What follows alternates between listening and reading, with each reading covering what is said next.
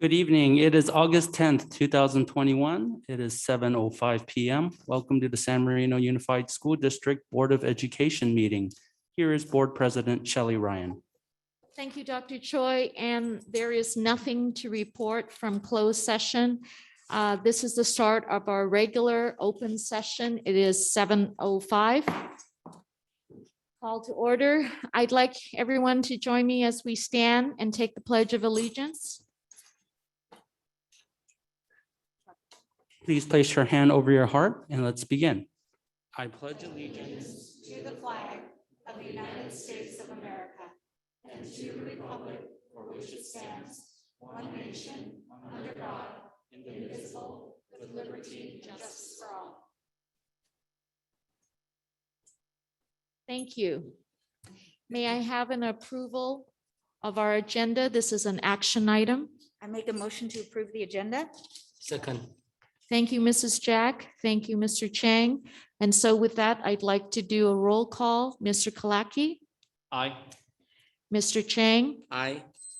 Mrs. Chong, Aye. Mrs. Jack, Aye. Mrs. Ryan, aye, and then our student board member. Thank you. And so the approval of the agenda.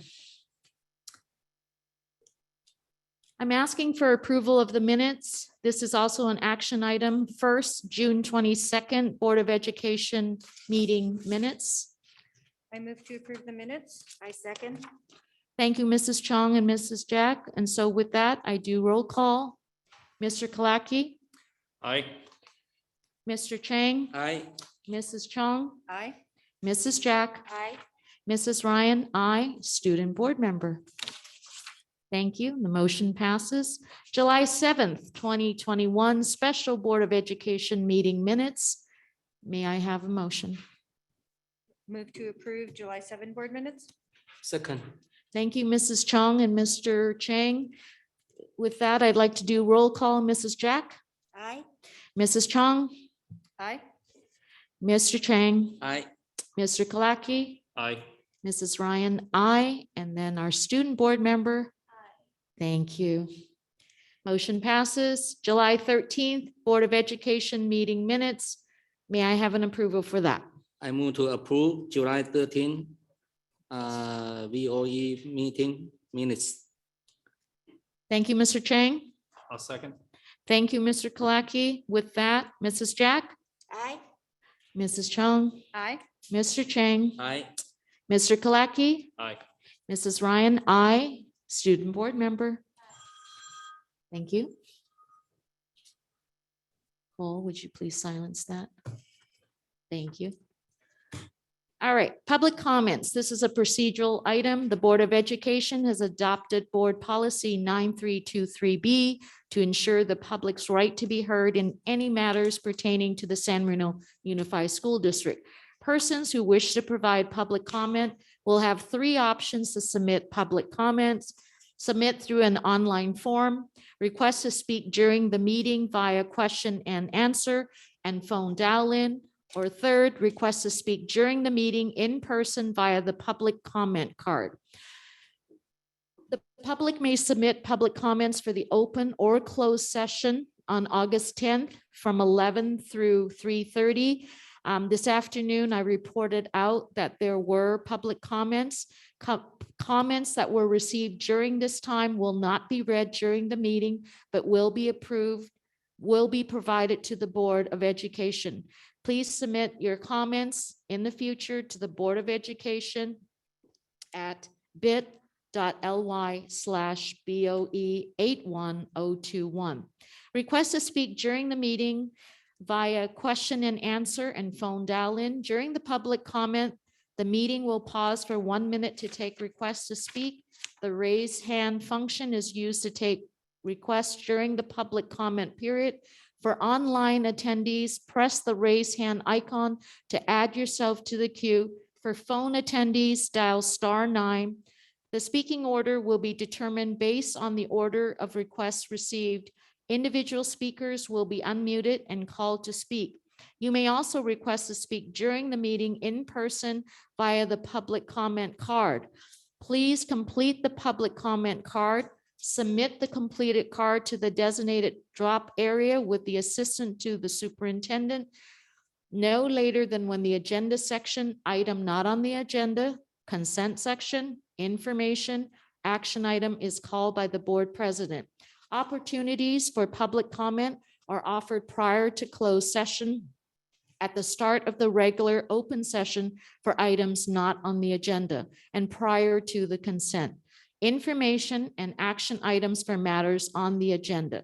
The Board of Education reserves the right to add a public comment period prior to any individual item on the agenda. 5 minutes may be allotted to each speaker, maximum of 20 minutes to each subject matter. However, in the event there are more than 4 speakers on the same subject matter, the board president retains the discretion to adjust and limit the time allocated to each speaker to ensure that all wishing to speak will be heard within the 20-minute allotment. 7A, communication from the audience regarding matters that are not on the agenda are to be made at this time. We are pausing for 1 minute to take requests. If you'd like to make a request to speak regarding matters not on the agenda, please press the raise hand icon, dial *9, or submit a public comment card.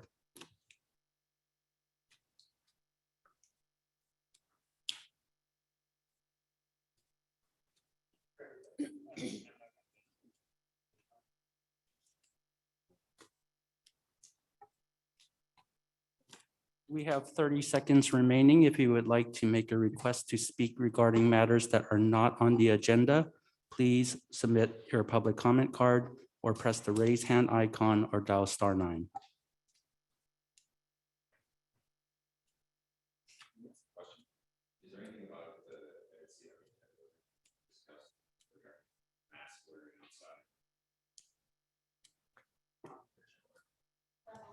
It's on the agenda.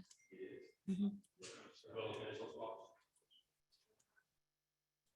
I can't, pardon me?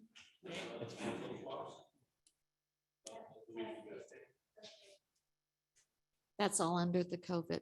So, Under the COVID Yeah. item.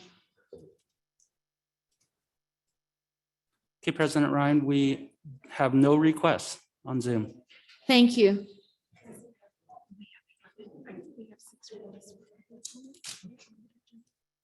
Okay, thank you. All right. So that was the online, there was 0 requests to speak. 0 requests to speak regarding matters not on the agenda. Right. So now we have requests to speak during the meeting in person via the public comment card. Please complete the public comment card, submit the completed card to the designated assistant to the superintendent no later than when the agenda section, items not on the agenda, consent, information, action is called by the board president. Opportunities for public comments are offered prior to closed session at the start of the regular open session for items not on the agenda and prior to consent. Information and action items for matters on the agenda. The Board of Education reserves the right to add a public comment period prior to any individual item on the agenda. 5 minutes may be allotted to each speaker, maximum of 20 minutes to each subject matter. However, in the event that there are more than 4 speakers, right now we have 6 speakers on the request on the same subject matter. The board president retains the discretion to adjust and limit the time allocated to each speaker to ensure that all wishing to speak will be heard within the 20-minute allotment. At this time, I just want to remind those of you who submitted the public comment, we will have your public comment on the section because it's on the agenda, okay? All right. Communication from the audience regarding matters that are not on the agenda. Are there any cards for that at this time? There. All right, there are none. Thank you. 7B, communications from the audience regarding matters that are on the consent agenda are to be made at this time. Thank you, President Ryan. We're pausing again for 1 minute to take requests regarding matters in the consent section. If you would like to make a request to speak regarding matters in the consent section, please press the raise hand icon, dial *9, or submit a public comment card.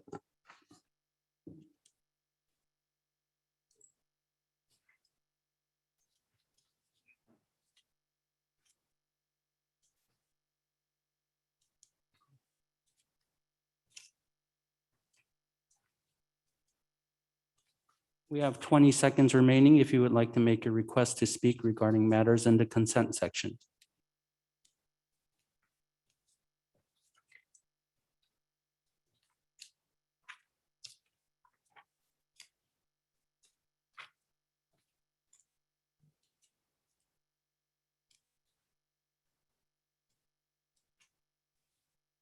We have no requests regarding matters in the consent section from Zoom. Thank you, Dr. Choi. Next, so I need a motion for the consent, right? Approval. I make a motion to approve the matters on the consent agenda. Second. Thank you, Mrs. Jack and Mr. Chang. With that, roll call, Mrs. Jack. Aye. I'm sorry, I just have a quick question because I'm not sure if it's a typo or if I'm misunderstanding something. On the certificated personnel document for Nicole Kwok, 4th grade, it's listing that the location is the high school. Should that be Valentine? She's replacing Heather Floyd. Yes, it should be Valentine if she's replacing Heather Floyd. Absolutely. Okay. We'll get so that we're- corrected. Okay, great. All right.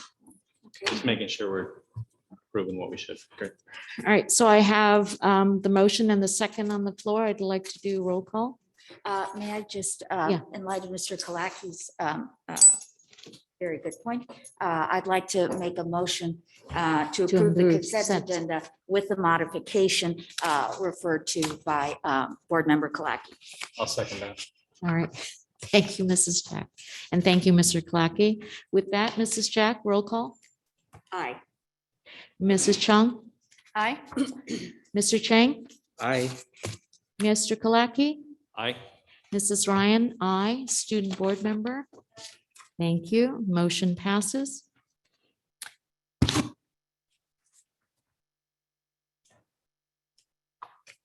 Next, we have 9, which is communication section, communication from the Board of Education. Mr. Kalaki. Okay, so there's been a few events that I've attended. One of which was the city council meeting, a special meeting dealing with the housing element. There was quite a turnout with many families, and particularly I liked the fact that there were students from our Carver Elementary that spoke up for what they felt was important with regard to their schools. So I did attend that, and I did want to thank the city council for considering the information that was presented to them and for modifying their proposed housing element to remove Carver Elementary and Delmar Field from their proposed housing element. So thank you to the city council for that. Also, there's been various discussions that I've had, contact from many people in the community, particularly with regard to COVID protocols, independent study, schools starting, what it's going to look like, being contacted with regard to outdoor education with Wonder Valley and Poly Institute or Poly program. And so I know that there's a lot of interest in our community with regard to that. So I'm looking forward to a successful year. This morning I was attended the back to school breakfast for all the staff and teachers, and wanted to again thank all of the teachers and staff that were acknowledged as employees of the year from each of the campuses. Obviously there were a lot of people across our district in the last year that really showed a lot of dedication and effort and love for our children. And so I really appreciate everything that all the staff has done. Thank you, Mr. Clarkey. Mr. Chang? August 5th, I attend the new teacher orientation on behalf of our school board president, Mr. Ryan. So thank you for our school district, the welcome to the new teacher. I think it's a very meaningful activity. Yeah. So I think after we pass our text, I think give the teacher a full confidence, everything not making a change. Yeah. So we are even more strong to prepare for all the teaching. So that's good. Secondly, I also attend a couple activity Mr. Kiraki mentioned. Especially, I'm proud of a couple parent, fight with our city, they, well, don't laugh. I think I'm very serious, all my 20 years, I'm work for the school district. I know that we have to be humble, but I think no matter it's right. I'm definitely, I never see the elected officer take a sacrifice the education institute. Yeah, to put on the list. Yeah, sorry about, I want to tell the city council in case someone is listening. Yeah, I'm very humble to appreciate, they remove the cover name from the list. Okay, lastly, I want to show the more enjoyment, the issue, So Friday night, I got a text from one of our alumni of San Bernardino High School, Rachel Liu. Remember 4 years ago, she was a Rose Parade princess. So she texted the picture to me. So last Friday was Northwestern Medical School white coat ceremony. Wow. So I'm proud of her, and I appreciate, after her graduation from the high school, I'm able to continue to mentor her. So right now she get into a medical school. So because Dr. Fauci effect, there's about 18% increase for the applicant to apply the medical school. I think most of the student applicant they fail, but I'm proud. One of alumni that get in. Yeah, that's all I have a report to our meeting. Thank you. Thank you, Mr. Chang. Mrs. Chung? Thank you. I wanted to also echo my fellow board members in thanking the community for their engagement regarding the City Council and San Marino Unified School District housing element issue. I want to thank the community and the City Council for their responsiveness, and I look forward to our continued collaboration with our board because we all share the same common goals of doing what's best for our community. I wanted to talk a little bit about the board strategic planning that took place a couple weeks ago, where we were able to really hone in on some 4 priorities and goals for the next year. If you were not able to catch all 6 hours of that time, we sort of settled after that time to really focus on the social emotional health of our students for the year, to address the learning gaps and gains that we hope to look to really strengthen our professional development and to always keep our fiscal and financial health in the long run as a priority. I wanted to give a little bit of a shout out, piggybacking on Mr. Chang's words regarding our alumni. Congratulations, class of 2021. You are moving on to college soon, and I know it's kind of scary having just been through that. So I just want to wish you well, because I just went through that with my sons last year. And so I know that's exciting. And I think whatever your plans may be, I kind of want to just really wish you the best in wherever you might be landing next. And on that note, I'm very excited for the reopening of our schools, having been able to attend the Carver Newcomer Social and see the students at the Huntington and San Marino High School registration, where the students were excitedly picking up their books and checking in. It was great to see everybody excited to come back and to see the energy and the caution that I think everybody was trying to abide by, and yet still find a way to enjoy the time that we had on campus and really enjoy those moments. So I'm looking forward to being able to see Valentine's social as well later this week. And I'm just really excited for the school year ahead of us. So Thank you, Mrs. Chong. Mrs. Jack, please. As we all discussed, on July 30, we had a board strategic board governance board norms meeting at the Huntington Library. And I would like to thank board member Joseph Chang for being on the board of trustees at the Huntington, because I'm sure we wouldn't have been able to be there without your help and your trustee position. So we thank you very, very, very much. I think it helped to be away, not that I don't love this room, but I think it is helpful to be in a place that was much bigger and grander. And I think it gave us more creative thought and opportunity. I would also like to echo, as everyone said, that we attended the August 2nd City Council meeting. And again, I would like to thank the City Council for understanding the school district's objections and its needs, as well as listening to the voice of the community.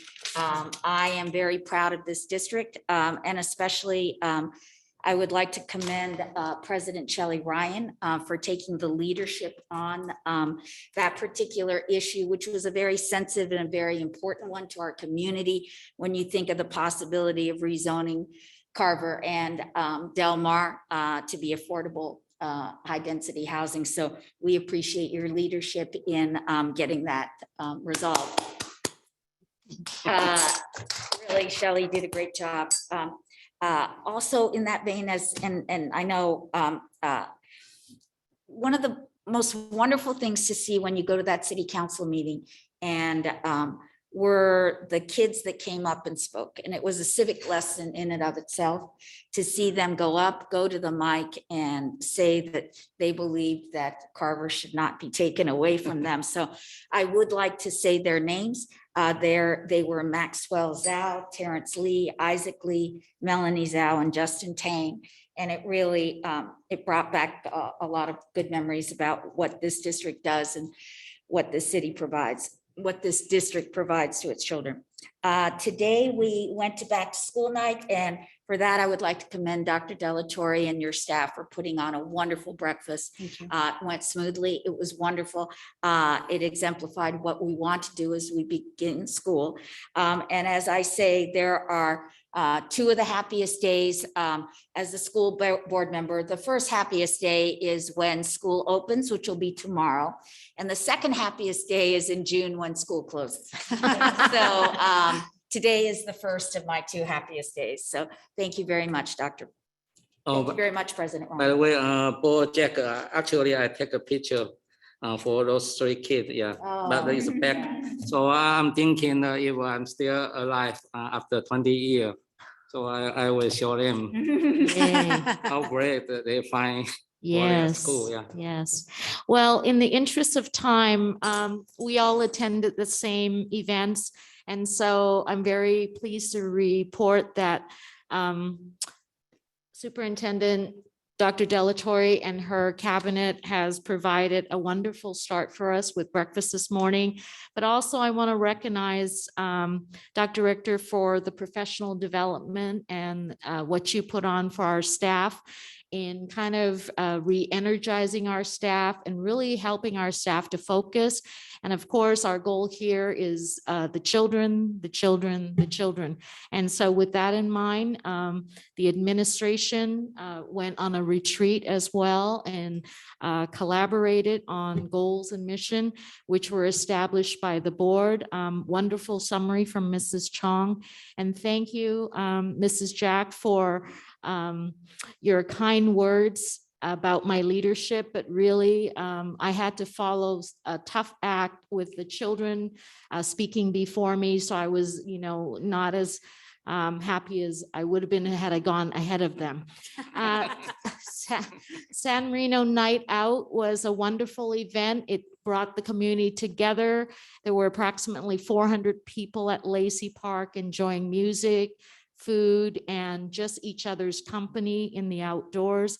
And so with that, I would like to turn it over to the school board member. Okay, student. Okay, so communication from the superintendent, also an informational item. Thank you, President Ryan, members of the board.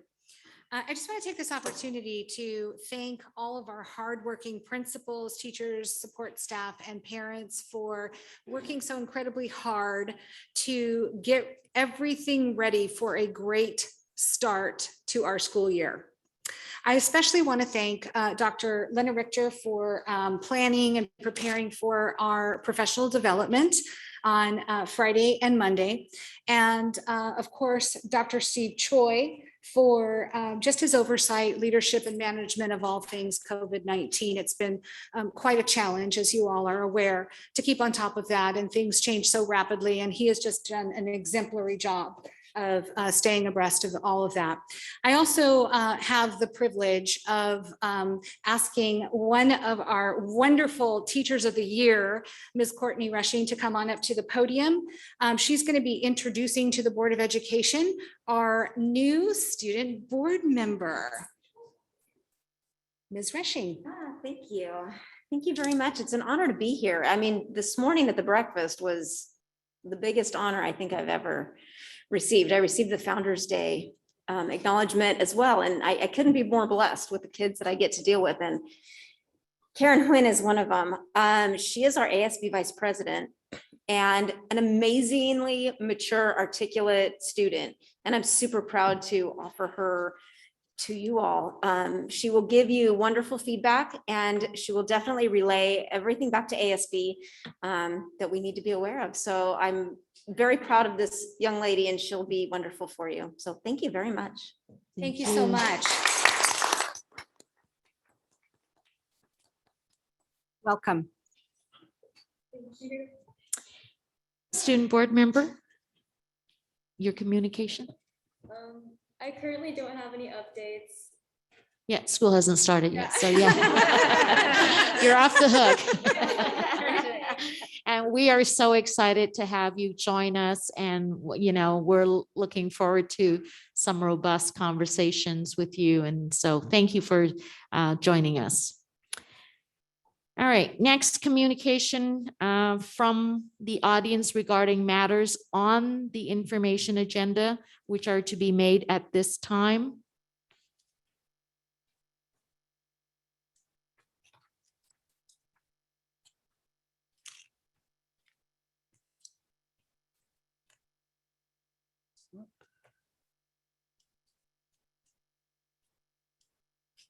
And thank you, President Ryan. We are now pausing for 1 minute to take requests regarding matters on information items on the agenda. If you would like to make a request to speak, please press the raise hand icon, dial *9, or submit a public comment card.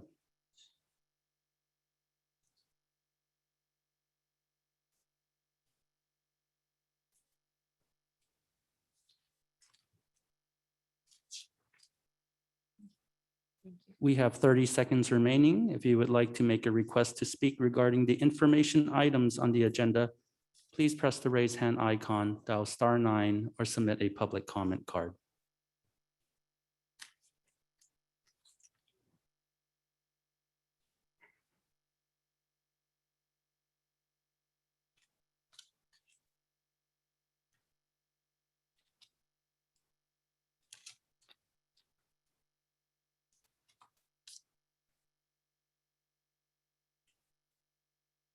Okay, President Ryan, we have two requests.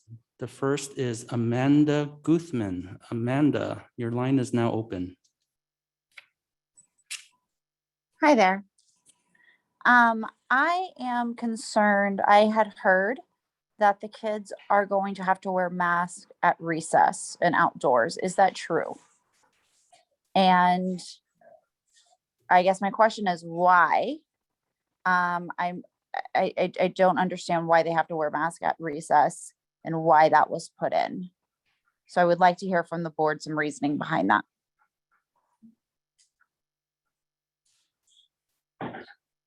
Thank you. Okay, and that concludes the request from Zoom.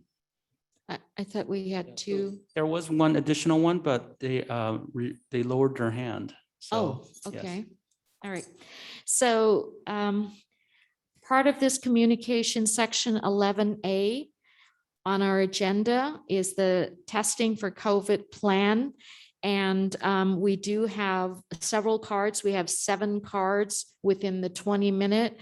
I'd like to ask the board if we could allow 3 minutes per speaker, which would take us to 21 minutes, which is just over the allotted time. Would that be all right? All right. So do I need a motion? No. Okay. Thank you so much. And so with that, our first speaker is Parush Rao.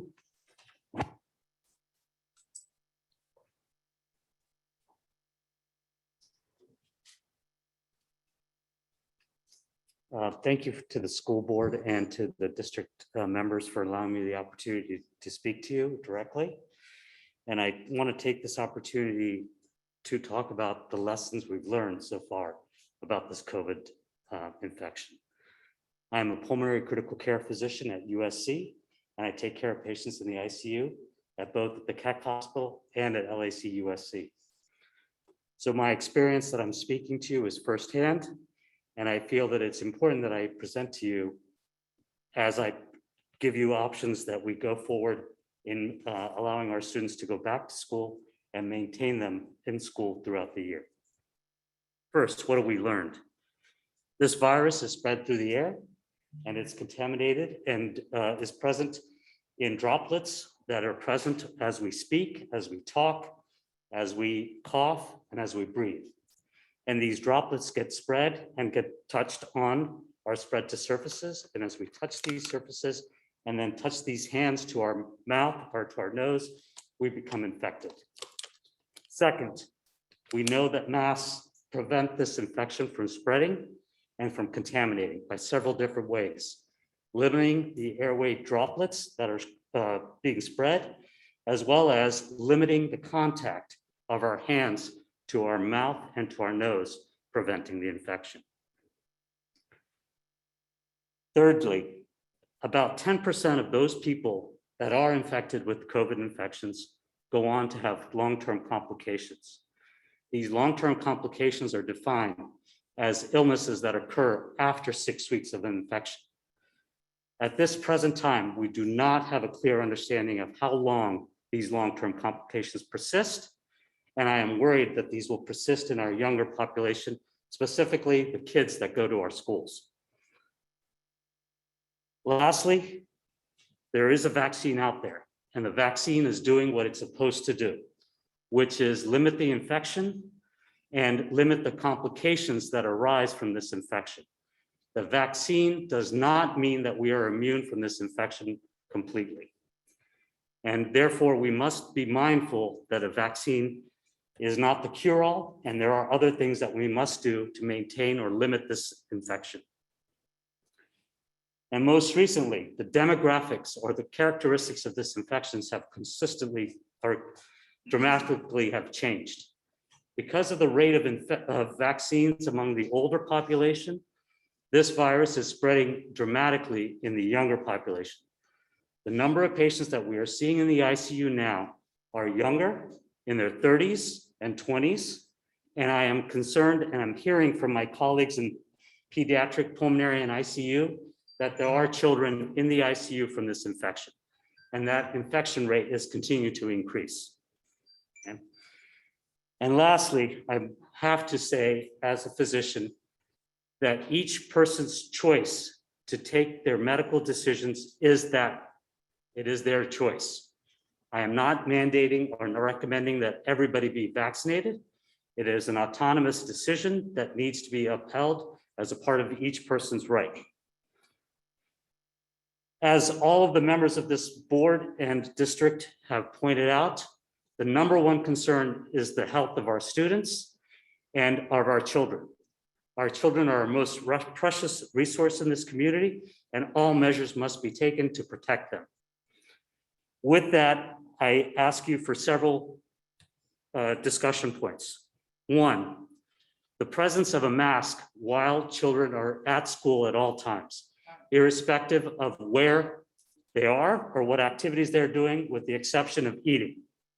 Two, a staggered lunch to limit the exposure when children are not masked.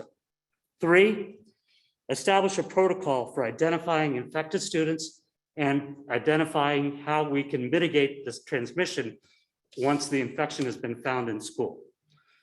And lastly, I'd like to understand what is our threshold for continuing to have in-person school versus transitioning back to a lesser form of online school, as we have done in the past year and a half. Thank you for your time. Thank you. Next, Donovan Jonas.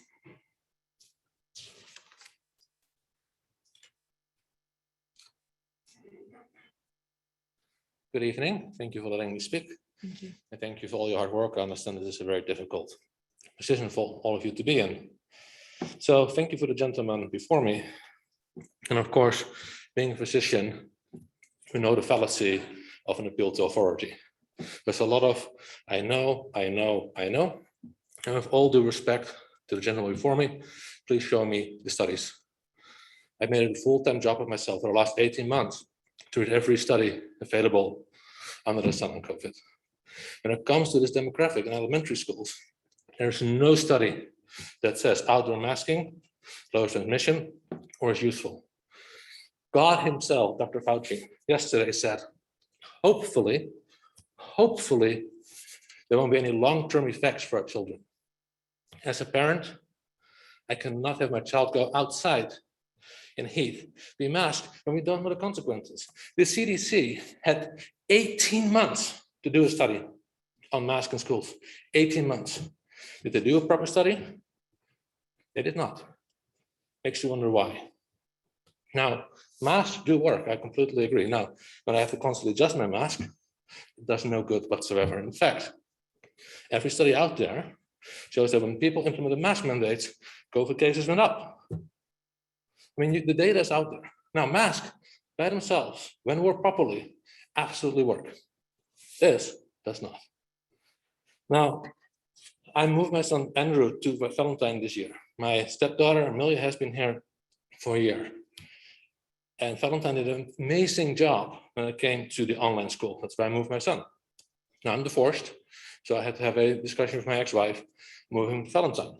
One of her concerns was, what is the COVID protocols? So I went online, went through all of them that were advertised. These make perfect sense. Indoor mask, fine. It's 1 minute remaining. No outdoor, fine.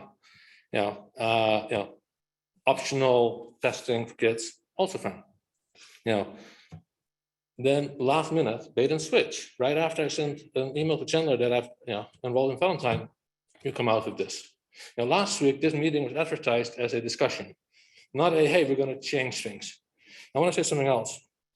This morning, I was at Huntington Hospital, and one of the best surgeons in the world told us that Huntington was overwhelmed. The ICU was full of young, unvaccinated people. Oh, scary. They couldn't handle it. Huntington has 619 beds. I looked at the COVID dashboard. Guess how many people with COVID are in the ICU? Overwhelmed, right? 50, 62. There's 26 people with COVID admitted in Huntington today. That's less than 5%. Now the surgeon admitted she didn't have the data. This was told to her by somebody else. So either Huntington doesn't provide proper data, or there's all this fear. And I get it. We want to protect our children, but we don't know the long-term effects of masks either. So simply make it optional. The parents that believe in it, let their kids suffocate outside. The other parents, let their kids breathe. Thank you so much. Board President, Uh-huh. as my background is a public health and hospital administration, Uh-huh. I have some concern. I think all of us in this room need to know how to wear appropriate manner on the mask, okay? It's a dangerous, otherwise I'm excused for tonight, the meeting, yeah. Okay. If anyone want to stay here, you need to know how to wear the mask. If you show your nose, I don't think you qualify to make a comment.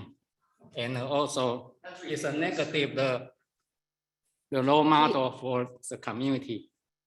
Okay? Yes, sir. Thank you, Mr. Please be respectful, please. President Ryan, in light of the fact that we let the first speaker have 4 minutes, Mhm. I think it's only fair that all of the speakers going forward also get 4 minutes. And I please be appreciate that, respectful. but I'm doing it in terms of fairness. But for the audience here, I just want you to know that, and we appreciate your input. We really, really do. And clapping is always great, but it's not what we do here in terms of a board meeting. This meeting is supposed to be for our board. Audience can come and comment, and we really do appreciate you guys taking the time to come and speak to us. But it is our meeting, so I appreciate that, but we would appreciate if, I apologize, but no more comments because it is our meeting, and no more clapping. So I appreciate that, but would that be all right if we went to 4 minutes? President Ryan? Yes, that would be all right. Do we need the board? By the way, since the first speaker, they take the time to speak, and then I agree. I want to be fair to all the community people. So no matter today we are go to the midnight, I'm okay.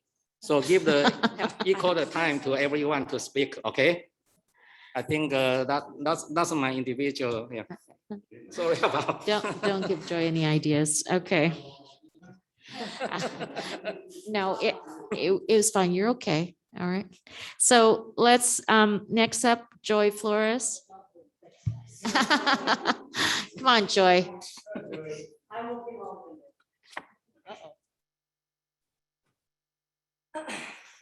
How you doing, team? Good evening. I know you are all volunteers here, and we appreciate your sacrifice in serving our district. I know there have been so many changes, and you guys have handled most of them with grace. My name is Joy Flores. I am Vice President of Programs and Operations at the largest homeless shelter in the nation, in my day job. I also bring direct leadership to our infectious disease protocol. Even though you would think I'm a doctor, I am not. I would attribute these gray hairs, though, to this specific matter. I was raised in San Marino, and my husband Augie and I really want to continue raising our 4 children here, 2 of which are at Valentine and 2 at Huntington, which is mind-boggling. I would like to address 2 concerns: masking and testing. Reinstating a mask mandate for our district students, forcing them to wear masks outside, goes against every mandate we are currently under for LA County. We're fine wearing them indoors to get our kids back into the classroom. The re-traumatization of our children has got to stop. They're already scared they're going to kill their grandparents when the transmission rate for children is 0.03%. Other than masks, weekly nasal testing for children is one of the craziest things I've ever heard. At our shelter, where we have 2 locations, one of them housing 150 children, we do not test unless there's an active outbreak and known close contact exposure. We currently are not even under surveillance testing. This is also strictly mandated and monitored by the Department of Public Health. A mandate weekly PCR testing for children is unheard of in a town with such a high vaccination rate, with no known exposure or active outbreak open under investigation. Also with this, when will this take place?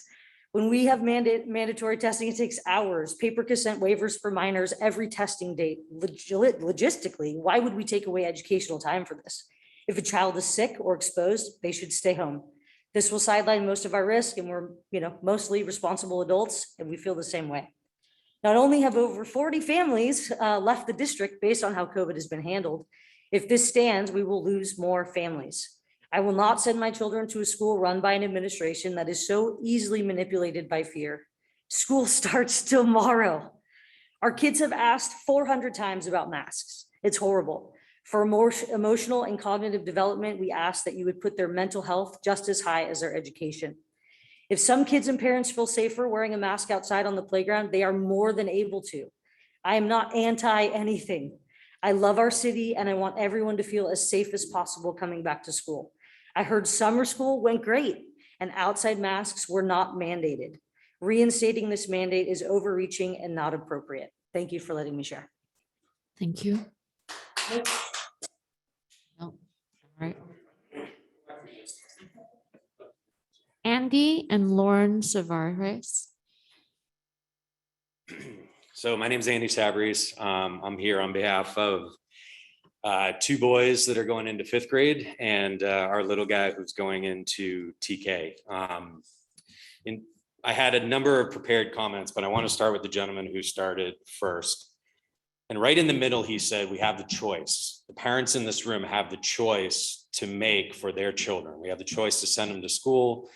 And we should have the choice to allow them a situation where they can not only blossom academically, but they can develop socially, they can develop emotionally. So if the choice is from the school board to bring them back to school inside with a mask on, I support that, because quite honestly, working at home, I'd love to have my kids back in school and not running around the house for summer. But outside with 2 5th graders and a 4th grader, no one in this room can tell me that this allows for emotional development, that this allows for social development.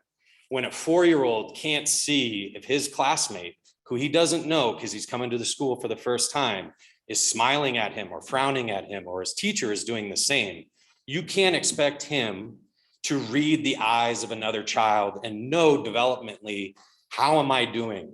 Is this kid like me? Am I okay? Am I settling in? When I told my children last week that they weren't going to have to wear masks outside, they cheered. They understood inside was going to be necessary to get them back to school, but outside is a whole different ballgame. And no one can show me the data.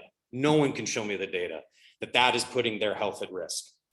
So school is to build their acumen academically, to develop them socially, to develop them emotionally.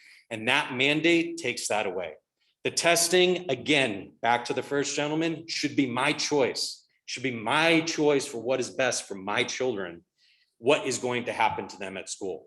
Teach them academically, allow them to develop. Don't take that away from them. And don't give us notice 24 hours before we send our kids back to school that, oh, by the way, we changed what we said we were going to do. Thank you. Next, Philip Webb.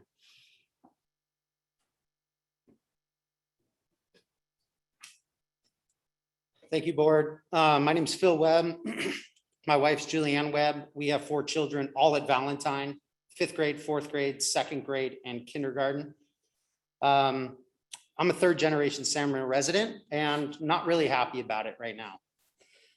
Last night's meeting, I felt was a sneaky little deceptive kind of meeting that was put on the calendar. I saw a text notification on Friday that you guys are putting a meeting together, and I kind of had a feeling something was gonna go on.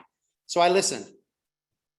I was disappointed. I got this email this morning and it said the Board of Education's meeting last night determined that San Marino USD elementary schools are gonna be required masks. That was not determined last night. These gentlemen discussed it. It was not determined. And then we get the email, like Mr. Sabres just said, 24 hours before school. That's sneaky. And that's some fear that was going on, and it's very deceptive to the community. And the other comments in last night's meeting, and I was one of the 34 that was on the meeting. I thought Mr. Chang's comments were weird, to say it like nicely. He said, I follow people on Instagram or Facebook and they're taking their kids on family vacations. How dare them? How dare people take their family on vacation because there was an outbreak? This is a free country. I'll take my kids wherever I want and have a great time. And I'm speaking for all the people watching right now that are they're cheering me right now. I thought that was just a weird comment, sir. I'm not sure if we vote for this board, but I wrote every name down here, and I thought some of you guys conducted yourself very well last night, and I loved what you guys were doing. Then and Mr. Kinley, I thought asked some weird questions too. Can we force the staff of a 96% vaccinated group to respond to our thing?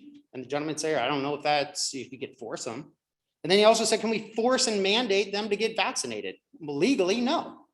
Just weird comments. They're vaccinated or not. We know that it could spread this disease. We all know it can spread now. So I just thought some of the comments were bizarre last night. And you guys also asked for support. You said you needed parental support. And I think the little sneaky, quick email, masks are gonna be mandated outside, has rallied a lot of people, and you've lost this support. I don't know what I'm gonna tell my kids. I'm gonna tell them to, if you can't breathe, take it off. Right? The CDC isn't doing this. They're not mandating outside.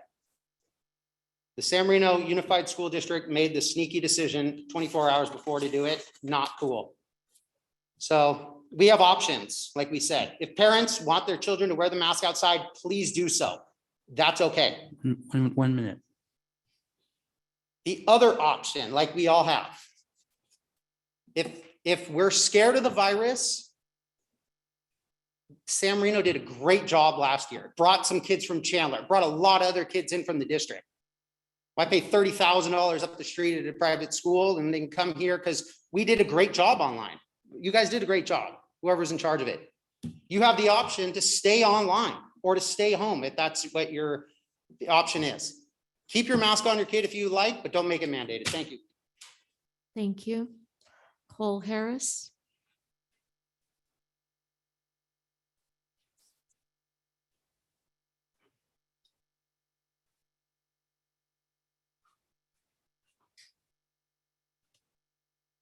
Hi, my name is Cole Harris. I live in San Marino. I have a 12-year-old and a 7-year-old. Dylan going to Huntington Middle School here, and Dax going to Valentine.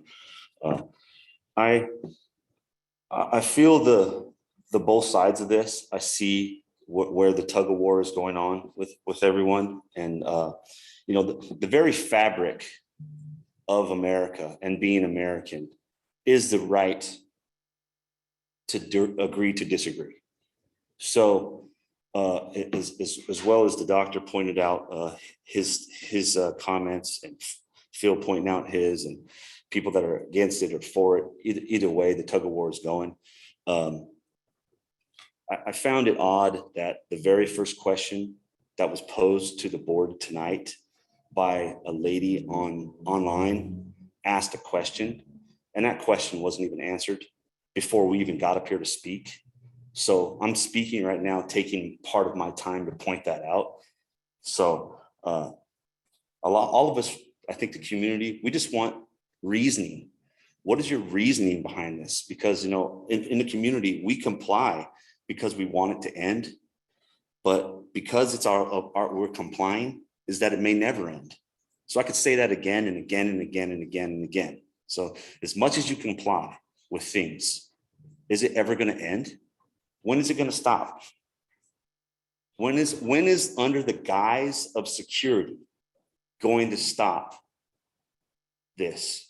So I really want to just look out here and see that, you know, there's other districts like Medford School District in Oregon.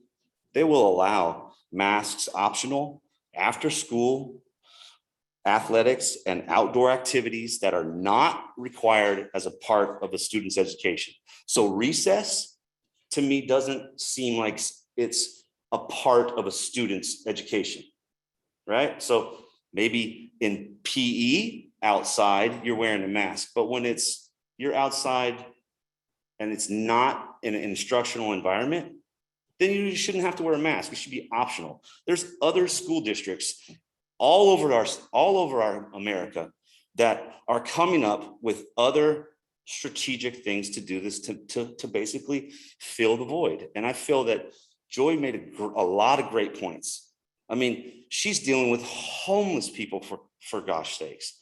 And their mandates that they have aren't even as strict as this. And their mandates on people that are homeless, that have mental issues, that are like across the board, across the gamut. I mean, I ran for lieutenant governor. I got 3rd place. I know what the heck I'm talking about in regards to the homeless situation. Okay, so it's not a matter of right or wrong. 1 minute remaining. Because nobody's right, and nobody's wrong. He has the idea of where he's coming from in his profession, and Phil has where he's coming from, and no one's wrong. It's about understanding. We're all trying to understand and deal with this, but I just think that the board could do a little better in regards to this mask mandate. This is what's got everybody up in arms about it here. I mean, we all understand what you guys are dealing with. So I'll digress my time, but I think there's other things that you guys could do. Thanks. Thank you. Philip Parasis. Okay, thank you.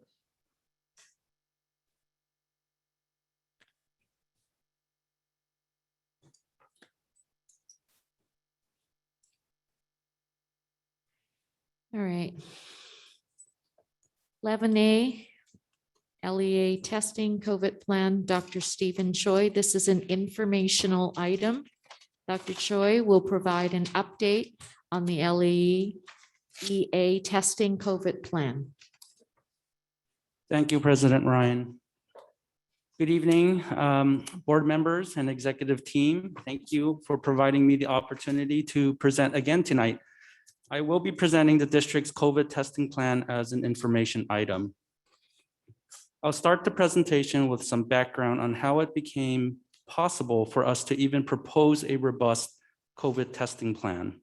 Specifically, I will highlight the ELC grant award and identify what the allowable costs are under this program. I will then provide a deep dive into the COVID testing plan and conclude with what we can expect as our next steps. First of all, I wish to say there are a lot of acronyms in education, but this might be one of the toughest. The ELC award is short for Epidemiology and Laboratory Capacity for Prevention and Control of Emerging and Infectious Disease Reopening Schools Award. Despite the long name, the CDC administered federal ELC program is part of the American Reinvestment and Recovery Act of 2021 and provides $10 billion to support COVID-19 screening testing in schools. The LA County Department of Public Health received $302 million to assist schools in LA County. These funds, in turn, are administered and allocated through the Los Angeles County Office of Education to the 80 school districts in LA County. The San Marino Unified School District is very pleased to share that we are qualified to receive up to $454,814 to support COVID testing through June of 2022. The district has been submitting weekly programmatic and financial data reports since July as we continue to prepare for our test plan, which is due to LACO by August 27th. A very important question that is often asked about ELC is how can school districts use these funds? The allowable costs for ELC are wide in scope because COVID testing can be accomplished in many ways. The link to the full list of what costs are allowable is provided by the CDC and is included in this slide. Our district's test plan will include using ELC funds for temporary part-time personnel for this academic school year. Our district is also considering using ELC funds to maintain our filtration systems, cleaning and PPE supplies, as well as contact tracing efforts. A somewhat gray but possible area is using ELC funds for our vaccination efforts, as we anticipate vaccinations for younger children in the coming months.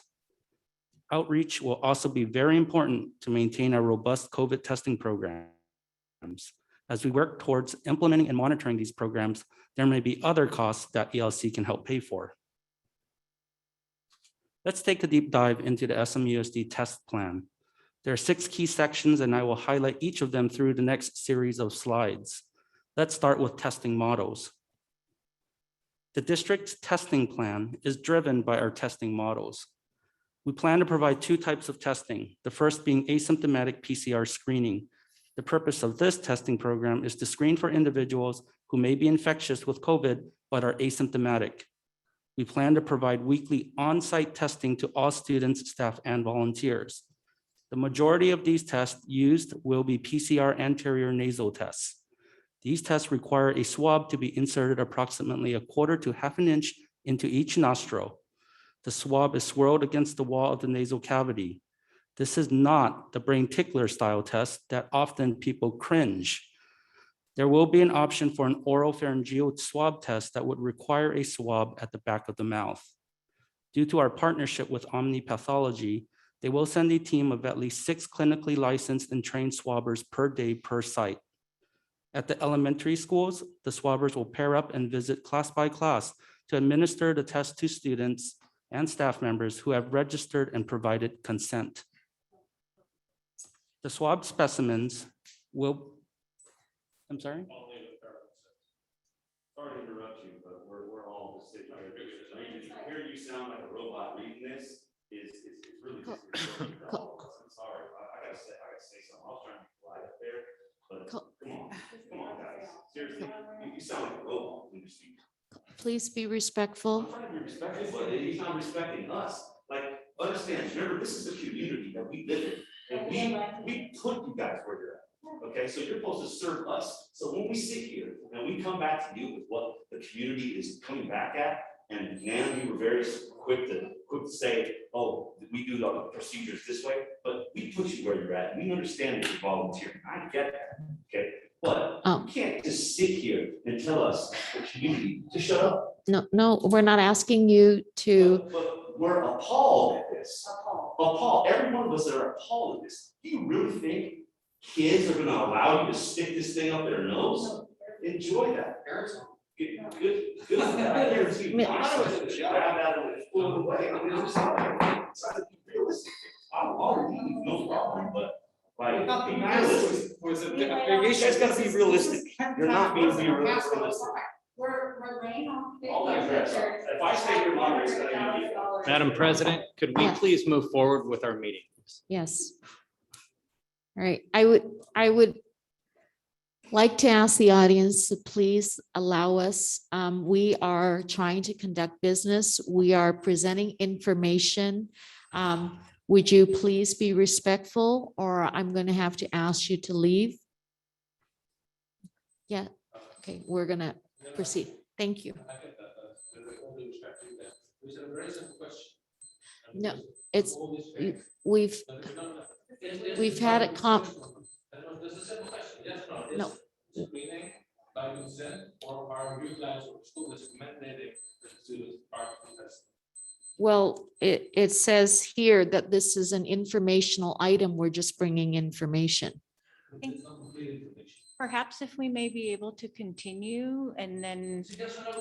Well, no mandate. It's not a town hall. This is not a town hall. This is a board Yeah. meeting in public. This is, sir, you're. It makes us nervous. Madam President, we did not give notice for this meeting to be a town hall. We are not permitted by law to engage in a town hall discussion, as Yeah. far as I know. If comments are interested, then they can be submitted and considered, but this is a board meeting. You will not. We are not permitted by law to engage in a conversation with the community. So if. What's the point of having people here if you're not engage? And it's a simple question, yes or no? We'll get you suspended if you don't wear masks. Madam President, are we going to move forward with the meeting or not? Yes, please. May I please ask you not to interrupt? I'm asking you, you refuse to answer. We're trying to conduct board business and we're not permitted to answer and respond because this is not a town hall. Mhm. The last point then. Okay, If thank guys- you. if You're responsible for communicating, you're doing a shit poor job. All right. So that kind of language is not permitted. I'm so sorry, I apologize. Right. You're gonna engage with that, you not answer yes or no question. That's amazing, absolutely amazing. Madam President, we have a school district that is starting school tomorrow. We have official business that needs to be conducted. We have a board meeting. And if people are going to interrupt our meeting, then we need to handle it appropriately. We have important business that must be conducted. You said yesterday, this is very important to come back, sir. You said yesterday. So we want to Madam understand President, what are we this going to do? All right, we could clear the boardroom. I'm sorry? No. Can we? All right, If, all right, if I may proceed? yes. Okay. At the elementary school, the swabbers will pair up and visit class by class to administer the test to students and staff members who have registered and provided consent. The swab specimens will be transported to the testing lab in close by Pasadena, and our schools and patients will receive a result typically within 24 hours. The second testing model we are including in our plan is to provide symptomatic rapid antigen testing. This type of testing will be available during any school day and is designed to test individuals who may feel sick during the school day and want to test for assurance and limit transmission. This test model will use the Binax Now nasal swab antigen test, which requires an anterior nasal swab. Some students may be able to self-swab each nostril for 15 seconds while under observation. Our own health aides and incoming COVID support staff will be administering these tests and will be able to provide a result in as little as 15 minutes. The result is easy to read. One line means negative and 2 lines mean positive. It is important to note that should someone test positive on a rapid antigen test, a confirmatory PCR test will be administered. Along with robust testing programs, there must also be great outreach. Partnering with OmniPathology, our district students and families, as well as health staff, will have access to a web-based, easy-to-use test management system. The system is being built to feature the SMUSD brand and will provide families ease and convenience in registering and providing consent for multiple students within the family in one system. The district will communicate and notify families via email, text messaging, mobile app, social media, and our website of the robust testing programs we offer. As I mentioned earlier, outreach will also be provided through the hiring of 4 COVID support staff members and interns to help promote testing, registration, and consent. Using the data we receive from testing will be very important in how we allocate resources, which may include PPE, training, and staffing as we proceed. Some key data points that we will study closely include our baseline testing results, the number of tests administered, and the evolving positivity rate of our district population. Furthermore, the data will also be used to set and modify goals and thresholds to determine if we need to increase or reduce staffing and testing. One of the key benefits of ELC funding is that we can provide a variety of services to those that test positive. First, the process of contact tracing, which involves investigation and inquiry to identify how, where, and when an individual may be infected. And second, also involves trying to identify how, where, and when transmission to others may have occurred. This requires time and resources. I've also been referring to a lot of students, but we also need strategies for employees that may test positive. This funding may provide additional support to employees who may be under isolation and may need resources to continue working remotely. And finally, these strategies can include additional staff as needed. And speaking of staffing, our test plan begins with the hiring of 4 part-time 19 hours per week COVID support staff. These individuals will assist with test administration, coordination, outreach, contact tracing, reporting, and related duties. In addition, the test plan includes providing 5-hour monthly stipends to interns that may already be providing valuable services to our district population, but can be enhanced with an outreach component. DLC funds will also allow the district to apportion hours to the district nurse and the COVID compliance team lead for test-related duties. Finally, the last section of the plan is to identify anticipated challenges. We expect to learn a lot from our testing programs, but the top 3 challenges will include One, getting students and parents to register and provide consent for testing. When I first started testing our staff and students last year, I initially thought, how difficult could it be to have an individual sign a consent form? I've learned from the testing programs we implemented last year, and including from the vaccine clinics that we provided, there are many challenges and questions that come with obtaining consent. Second, hiring COVID support staff may be difficult. A quick search on EdJoin shows that there are 24 job postings with a total of 57 vacancies. This means that we are not the only district looking to hire help. If there are many individuals listening that have an interest in serving our staff and students through COVID testing, please let me know.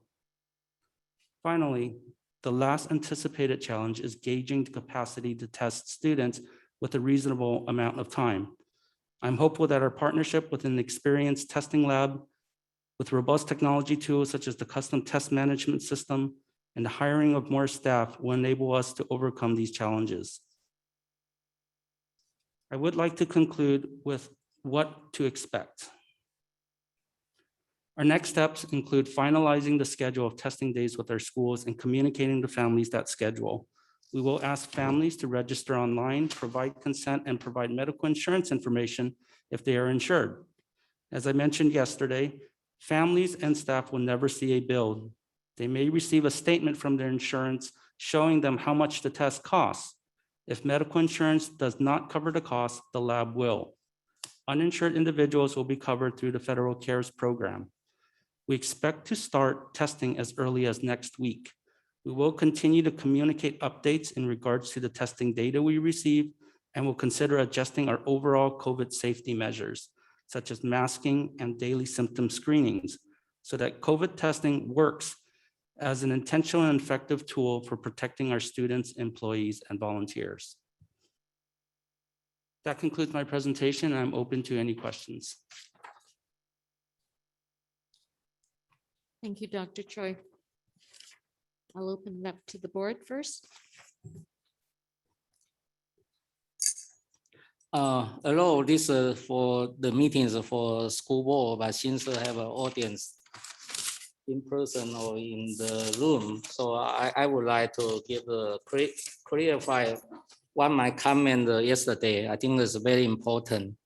So everyone have the understanding. Yeah, the reason I said I surprised about in the social media. You know that some of our parents they bring the kid to outside. It's your choice. You can bring to anywhere. But I'm just trying to say, if we have an argument in the school campus issue, and you even bring your kid to the outside everywhere, don't you think you care about your kid safety issue? Because yesterday, couple times I keep mention about right now in this stage in the public health, I only concerned about the kid age below the 12 because they are the group of population they haven't get a vaccination. No matter what the last 12 months, scientists already make a conclusion or not, but I think in the world, they already have a conclusion. If you don't do the vaccination, you have a more risk to get affected. This is always the comparison, okay? I think we are trained by the public health. We just talk the truth. We are not trying to hide anything, okay? So that's my comment. My comment one more time. Right now, I'm more concerned about the kid, the age below the 12, they haven't got a vaccination. And secondly, I think right now, I think the community react overwhelming. I don't know why. I think this really have a communication problem. I think we are school district, we are school board, we really need to make a correction, make the community understand. Because you check yesterday and today, agenda, let us know the action item. Actually, for the COVID-19, yesterday, last night, or today, the board is not going to make a motion to approve something. I don't know why some of the community people is so anxious and excited. And this issue, I think can be stay in the administration issue. Board listen and then delegate for the administration school side principal to decide what is the important. So one more time, I want to say this time, August 11, we care about more care about the two elementary school, because yesterday the cover, I want to speak too. So I want to tell you all the process why have some argument in the community. So yesterday we heard the cover administration already make an announcement. No matter indoor and outdoor, we need to bring the mask. And the time, I think the Valentine they haven't decided, or they just think they follow the county the notice.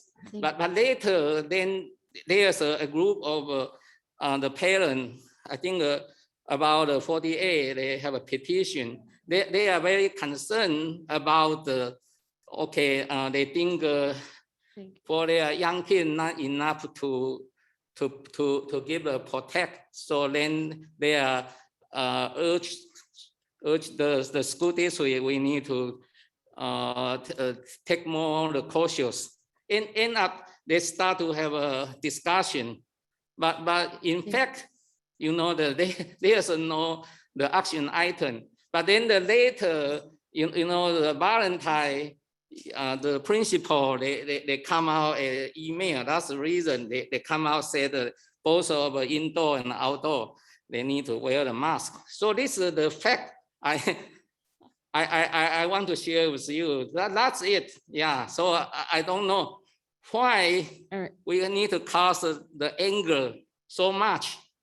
And besides that, I want to tell you, I want to honor the Dr. Roth. Dr. Roth is a very low profile, but during critical time, he always mentioned, I think as a public health, to connect to the people working in the tertiary care facility. I think we should appreciate. And besides that, people may not know the reason I am able to connect for K-medicine. Dr. Rob, they also deserve the credit. The Dr. Rob, the father is a dean of USC Medical School. Okay, I think that's almost can say is come to the academic level, able to make a speech. Sorry. Yeah. Okay. So I think that's it. And besides, I want to tell you, the last 12 months, the school district they closed. How much we work together, and then even the kids they don't come in the beginning. The first day, there is a tertiary care. The doctor they send the email to me. They said, we don't have a confidence on your school district because you cannot provide a digital learning. So I keep a patient. I did not respond right away, but I know our IT department, they are able to develop. So finally, last 12 months, we did a great job. The hybrid, we did a great job. But why people say that we have to go back to hybrid? This is the trend. I think in the LA, no matter it's a political reason or other reason or economic reason, people want to come out and then to work with that. the education industry, they always trying to support. So that's the reason board also go to that direction, bring the student back to the school. But with that, we need to put a more cautious. I think the high school or some more than the 12 years old, in the middle school student, they probably okay, but your kid, you haven't get a vaccination. To me, your kid, just like my grandkids, I'm in the 20 years. I just tonight I mentioned to you, they have a success story, they finish it, they graduate, and then we continue to follow up, and they did a great job in their academic or in the society. This is a smaller community. We need to work together. But if you don't know our mentality, you think our board every day is just get together and did some not transparent agenda. I don't think. All right. I'm kind of disappointed after 20 years, and talking about public health. I went to Taiwan to observe. Taiwan last year was the best one, and then around the May, because one of the pilot, they come in and then affect to all the Taipei city. But with the 2 months right now, infection case less than 100. Go back to the best one in the world. So if you are not experienced a lot, you think your kid is okay. If you think okay, it's okay. But for the board member, we always want to take care of your kid. Okay, that's it. Sorry. Thank you, Mr. Chang. I just we need to move on the agenda. It's 11B for beginning of the year. This is for. I'm sorry. Can I just have one Oh, question? you have more discussion. Okay, Yeah, sorry. just a question on Dr. Choi's presentation. Dr. Choi, I want to thank you for all the work that you've done. Specifically with regard to the issue we're talking tonight, the work that you've done in helping to secure this ELC grant, that's a tremendous amount of money, and we appreciate that. It's going to provide some great resources. I do have just a couple of questions that I want to understand regarding logistics. And so if you can provide me information that you can, and whether it's going to be district-wide or different at various campuses and so on. So we're talking about testing, and whenever we're talking about testing, then we're talking about potential positive test results. So what I'd like to understand is what is the strategy, what is the protocol that we're going to have when somebody tests positive on our campus? Is it going to be different between staff and students and so on? Can you explain a little about what the protocol will be as far as how people are notified, where people stay while they're confirmed to be a positive test, but not necessarily yet off the campus? The protocols for a positive case is quite similar between staff and students. First and foremost, if a staff or student does test positive with a PCR test, they will begin isolation. They are expected to be home and isolate.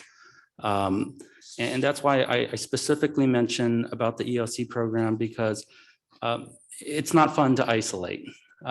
Right. So the ELC program does provide opportunities for us to provide additional support to those individuals during isolation.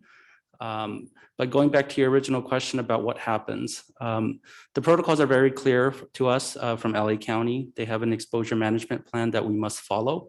And there's a couple of components. The key component is communication. In the event that there is a positive test, we will send out a general notification to the school community to notify that there has been a positive case. Should there be close contact exposure, those individuals will be notified of a close contact exposure. Now, the response to that may vary. If the close contact exposures are fully vaccinated individuals, they really don't have to do anything. They don't have to quarantine. They don't have to even go get tested. Now, if they develop symptoms, they should go get tested. Now, our more vulnerable students, ages 12 and under, are not fully vaccinated. In the event that there is a close contact exposure, meaning that those individuals were within 6 feet next to the individual that tested positive for more than 15 minutes within a 24-hour period, they will quarantine. Now, the quarantine rules have changed as well. Initially, when we entered the pandemic, the quarantine was 14 days. You simply had to be on your own in a home for 14 days. And that eventually changed to 10 days. As the research and the science was developing, the protocols were tweaked. Today, the exposure management plan calls for a minimum of 5 days of quarantine should you have a close contact exposure with a negative test. So after 5 days, if the exposed individual gets a negative test, they may return to school.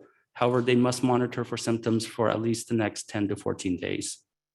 Okay, so I appreciate that. And I understand what you're saying. So hypothetically, you know, a child is showing symptoms and has one of the rapid tests and it shows it's positive. What happens at that point? Is there a specific room that the child is taken to? Is there a specific staff member that sits with the child until a parent comes? How does that work? Yeah, so we have isolation spaces at all of our school sites. This was something that we had to implement when we reopened for schools last year. We have symptom lounges and we have isolation spaces. So in the event that a student does test positive on a rapid antigen test, they are expected to go into isolation. But because it's a rapid antigen test, the rapid antigen tests are not as accurate as a PCR-based test. They are expected to take a confirmatory PCR test. We've seen situations of that last year. In our experience, we've had cases where individuals tested positive on a rapid antigen test. And the next day, they went and took a PCR test and it cleared them. It was a negative PCR test. So the PCR test is a gold standard, but there are tremendous benefits to having the rapid antigen test, which gives you the result in 15 minutes. Do we have a policy? We're not informing the child that they have a positive test result. We are informing the parent, or how does that work? That's why it's really important to get consent for individuals that are under the age of 16. With consent, they're provided parent or guardian contact information. In fact, for both of our tests, the results are transmitted electronically to the parent and guardian, as well as the school, because this is a school-based testing program. Okay, thanks. And with the, just one last question. If we have a certain number of students or staff, people that are on our campus that test positive at a certain time, an outbreak, I guess, one, what defines an outbreak on a campus, and what is our threshold according to our protocols that tells us what we do when there is an outbreak, and when we decide that we need to either close a campus or something like that, if it gets to that point based on the testing result. Yeah, the policies around outbreak response have changed as well. When we reopened last year, the policies were very clear. If there were 3 cases or more with that are epi-linked, that means you can demonstrate through contact tracing that there was transmission between the 3 cases. That would constitute an outbreak. And the policies from the county was very clear. If you have 3 or more cases, the school would have to shut down. And furthermore, if 25% of your school district's schools are shut down, the entire district must be shut down. That has changed with the July 28th revised protocols for K-12 schools. That is no longer the case. In the event of an outbreak, we meaning the school district, will consult with the county Department of Public Health to determine the criteria for that outbreak and determine whether or not additional steps are taken. The county has on numerous occasions shared that they do not foresee closing schools due to outbreaks at this time. And what is the number of positives that results in us making the call to the 3. county? 3, okay. I think there's that one last comment. I did want to say thank you. In our discussion last night, I had asked about the potential of a survey.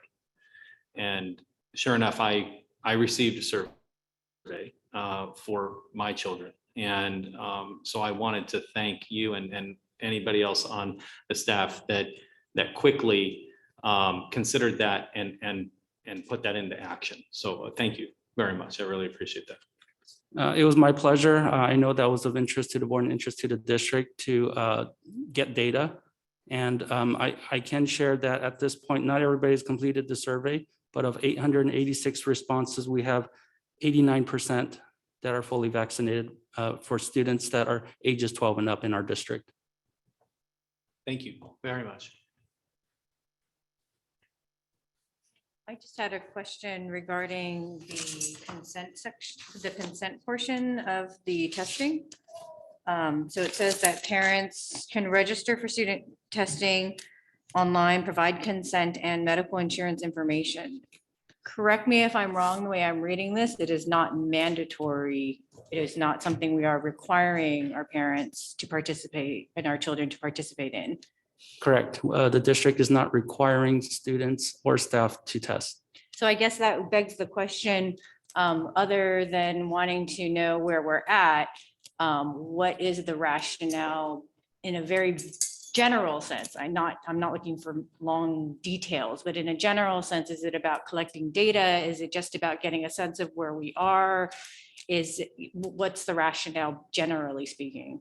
The main reason why we want to do testing is to screen, especially for individuals that are sick or infected with COVID that are asymptomatic. That is the first and number one reason why we want to test. Okay, thank you. That's all.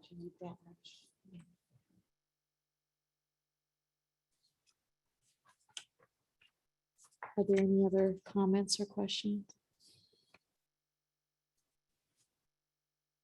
I guess my puzzlement has to, and I was not at the meeting last night, but I'm puzzled as to one of the speakers. They said that they got an email at Valentine saying that indoor and outdoor masks were mandatory, but my understanding from the school board meeting yesterday was that the school board had not yet made a decision and that the principals were going to be asked to provide input or make recommendations. So I'm puzzled as to why the gentleman made that statement. That statement didn't come out of nowhere. I'm sure he received something. So my question has to do with that. Where did that statement come from and why did he receive it? I believe I can respond to that, Mrs. Jack. We were discussing the fact that we had an inconsistency between the two elementary schools. One elementary school principal had sent something out saying that masks would be required at all times while on campus, both indoors and outdoors. The other school site had sent something out basically saying that they would follow county guidance and masks would only be required indoors. So it was felt that there should be consistency between the two elementary schools, that we shouldn't have one set of rules for one school and an alternative set of rules for the other. So this morning, there was so much sentiment from parents at one of the schools saying that they were concerned about the health and safety of their children at the elementary school because vaccinations were not available for that age group. And thus we wanted, again, to be consistent. And there were no concerns from the Carver parents about the fact that they were going to have masks on campus at all times. So we asked Alana, Principal 4A, to send something out that would be consistent with the other school. And so that was not something that was approved by the board last night. That was an attempt to be consistent with our COVID protocols within the elementary schools. So that's what that was about. We can certainly, make a correction to that information that went out at Valentine. In terms of the fact that it was not something that the board voted on or took action on last night. Yes, and I think that was a misunderstanding, which is what I'm saying. They can't make a misunderstanding, if that's what she's saying. That's what's communicated to all the parents. In screen, they just say, oh, that was like taken wrong, and that's what the communication was. Yeah, And so, Mrs. Jack, I'm not saying that information didn't go out. It did go out, but I'm saying that the attempt was to be consistent between the two schools.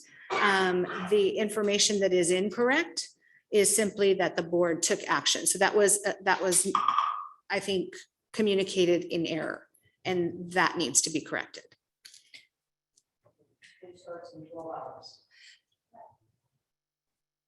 I wish I think all the community people can we go to more proactive thinking, because age below the 12, they haven't get a vaccination. I think most important, I think we are talk to Stephen Choi, if we see the vaccine is available, immediately we will open the athletic complex to give them the shots, So people did not really appreciate what the Stephen Choi make an effort. The effort is we finish all the teacher and the staff. So that's one assurance. And the second assurance, we finish the age below 12 plus. That's the second assurance. And the third, we are waiting. But to tell you individually, because I think the Huntington Library is a part of the community, everyone go there. So I bring the team to get given the shot. So all the employee and their family member, they get a shot. So I think the school district is really during the COVID-19 very proactive, trying to protect the citizen and the children, the safety. Yeah, thank you, Mr. Chang.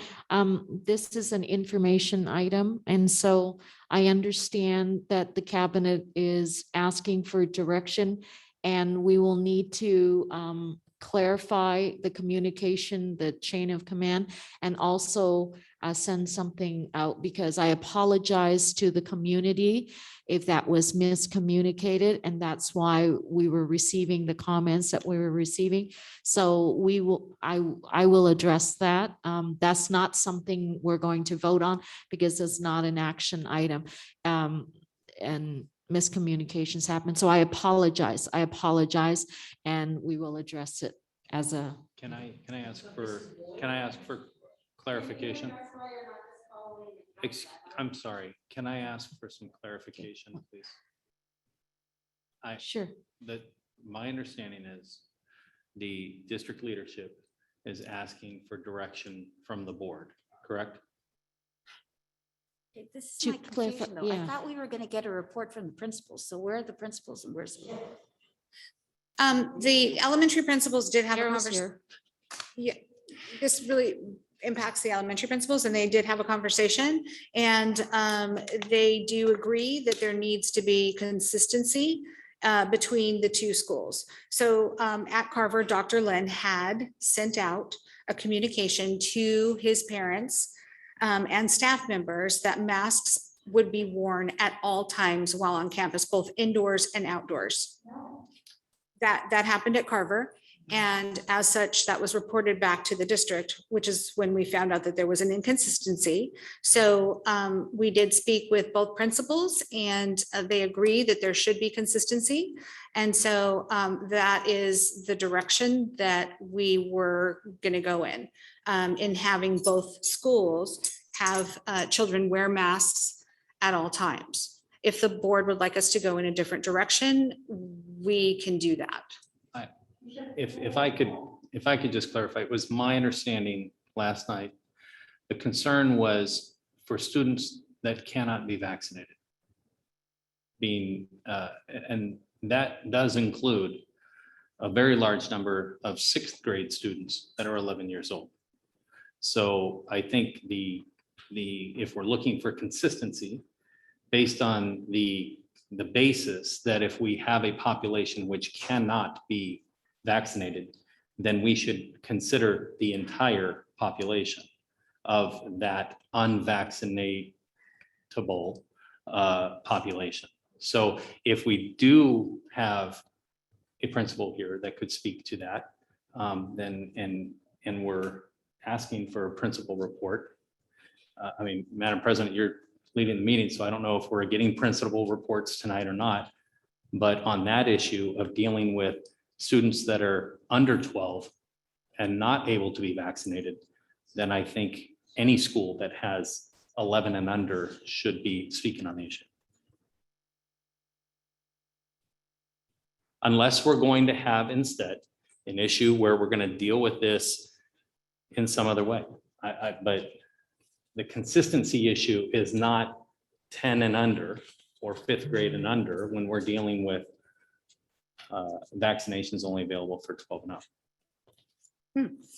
Dr. Lin is actually on Zoom, so if you would like for him to speak to the board, that's entirely up to you, Madam President, but he is available. Okay. It was my understanding from the direction of the board that that's what we were going to get. So please make sure you include Mrs. Foray and okay. I can text her. We'll text her. Okay. Ms. Foray is on Zoom. Oh, perfect.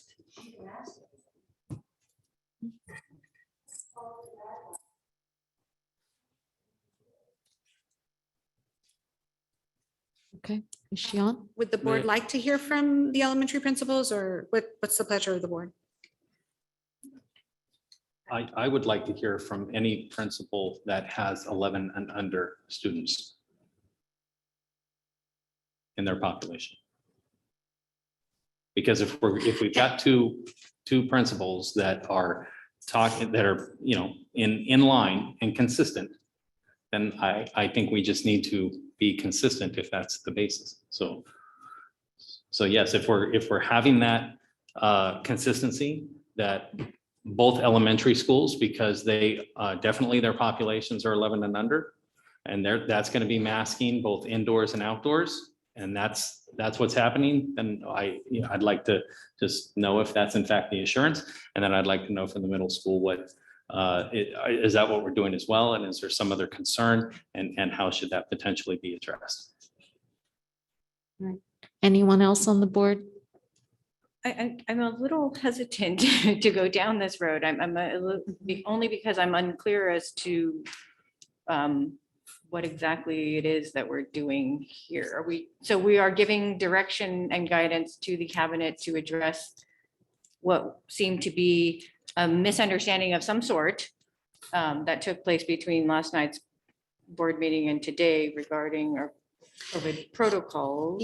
To be clear, the misunderstanding, I think, is that the board directed this decision, because that is incorrect. The board last night did not direct this decision. I spoke with the principals, and I know that Dr. Lin had a conversation with Principal Foray, and she was amenable to being consistent, because I heard from the board that consistency between the two schools was important. So that's all. And I guess that's where I hesitate to agree with that conclusion, because in our discussion regarding COVID protocols, that was not part of the conversation. So that's why I'm hesitant to go down this, because I'm not quite sure what is permissible to do at this point. I would be happy to modify, I'm sorry, I didn't mean it. No. I'd be happy to modify what I said I'd like to hear. If I've got two elementary school principals that are saying that they're consistent and that's what they plan to do, then I would really like to just hear what's going to happen with our 11-year-old sixth graders. I just want to know what the consistency is going to be, or if it's just going to be consistent consistency with elementary schools, unless the board's going to be deciding in a different way. I just want to be able to know what's happening.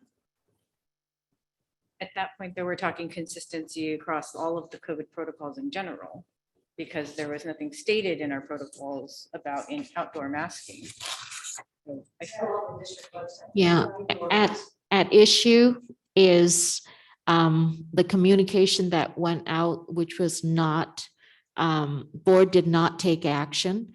And so we need to make sure we hear what you had requested. So my understanding is from Mr. Clackey that last night, my understanding as well, is that we would hear from the principals because they're on site and they're there with the children. And so it is just information to inform us.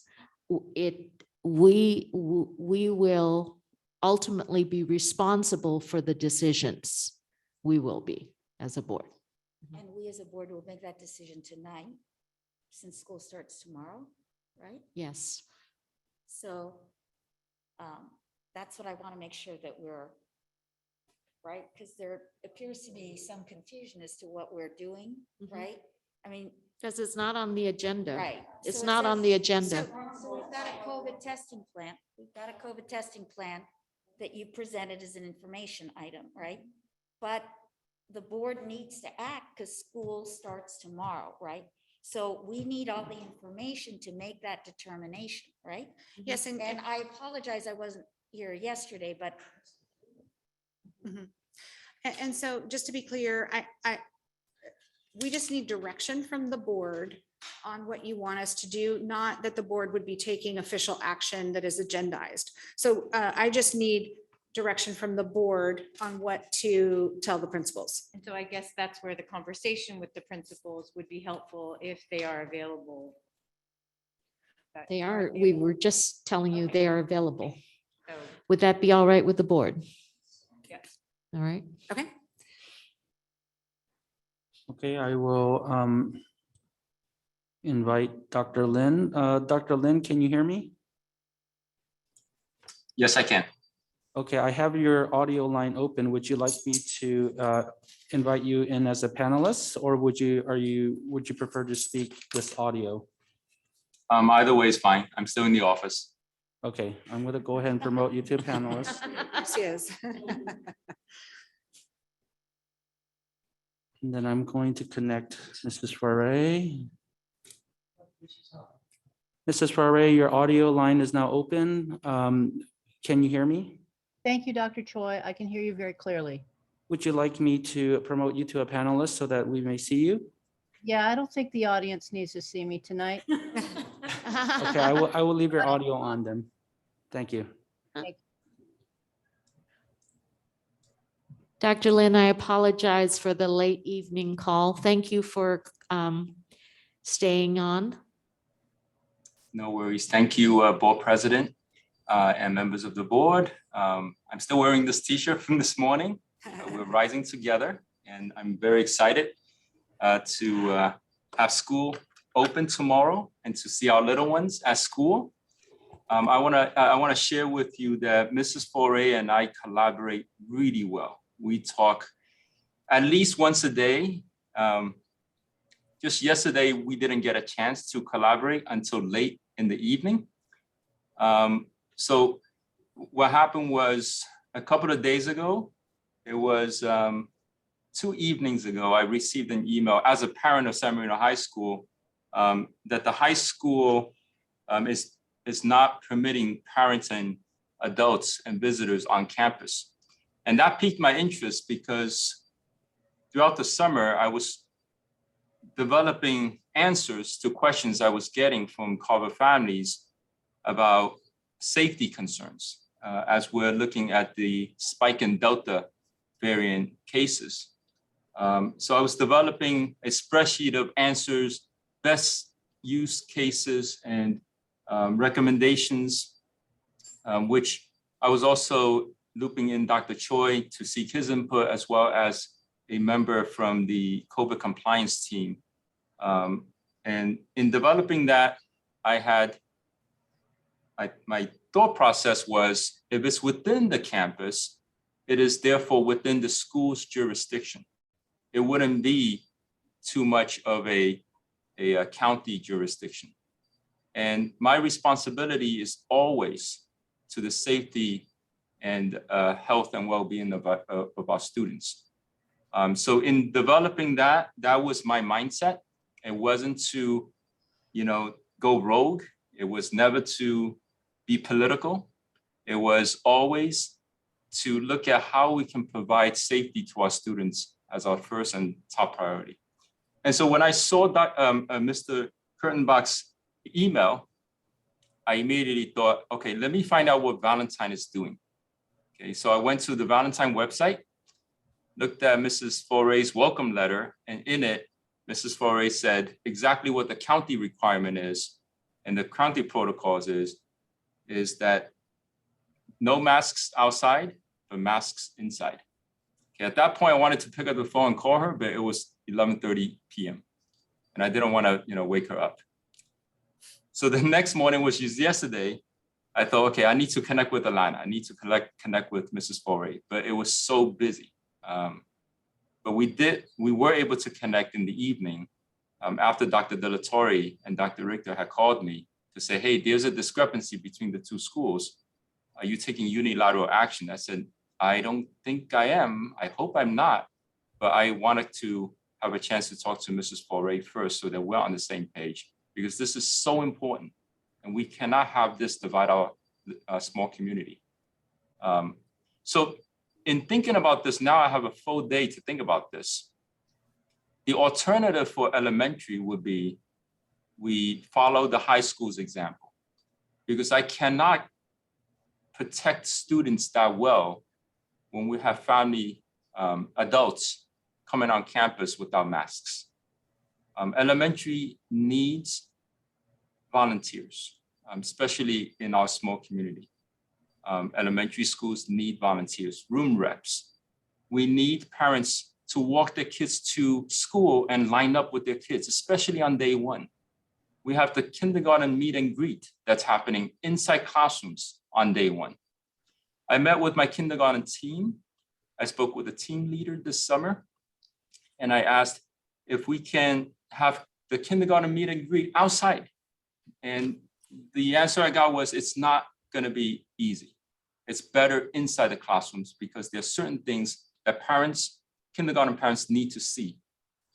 And so therefore, my thought process was, we're going to need to require parents who come on campus, even though they're outside in open air, to put on their masks, because we need to protect our kids. They are not vaccinated yet.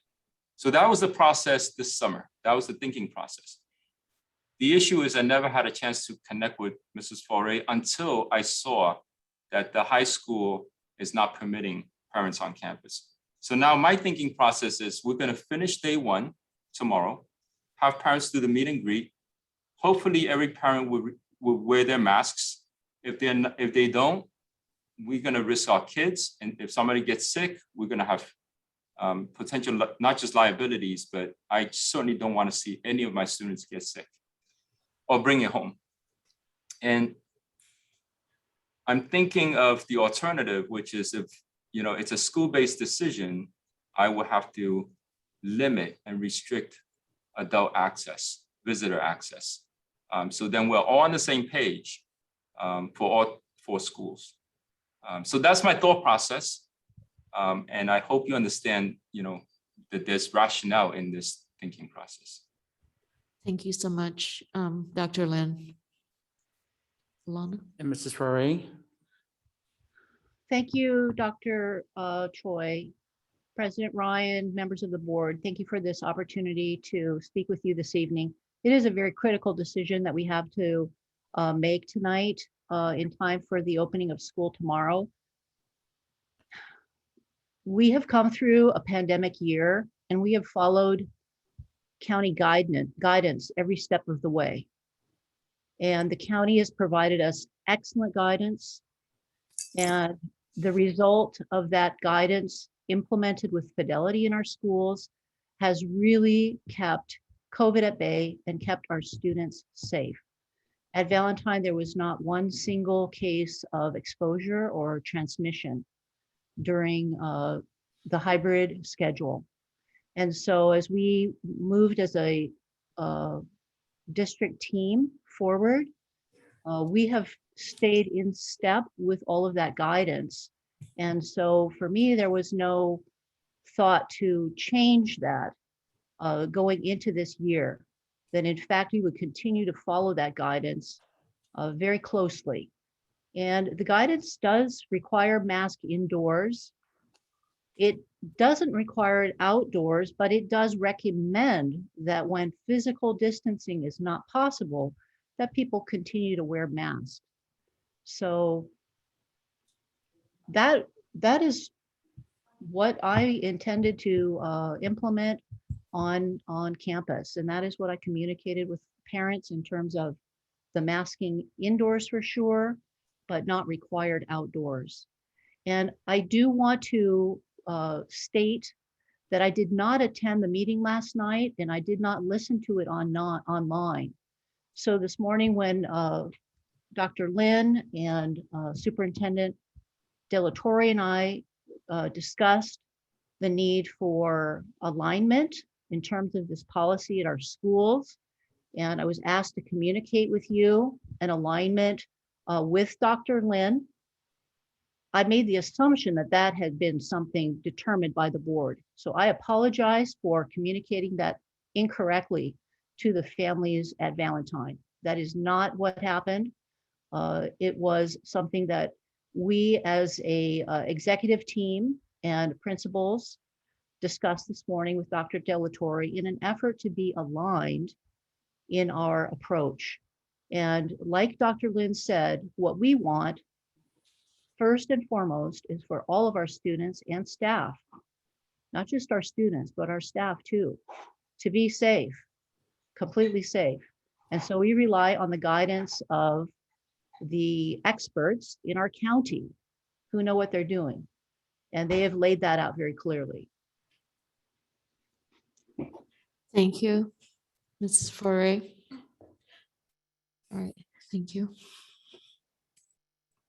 All right, so board at this time, did you want to provide guidance or direction to the to cabinet, to our executive cabinet?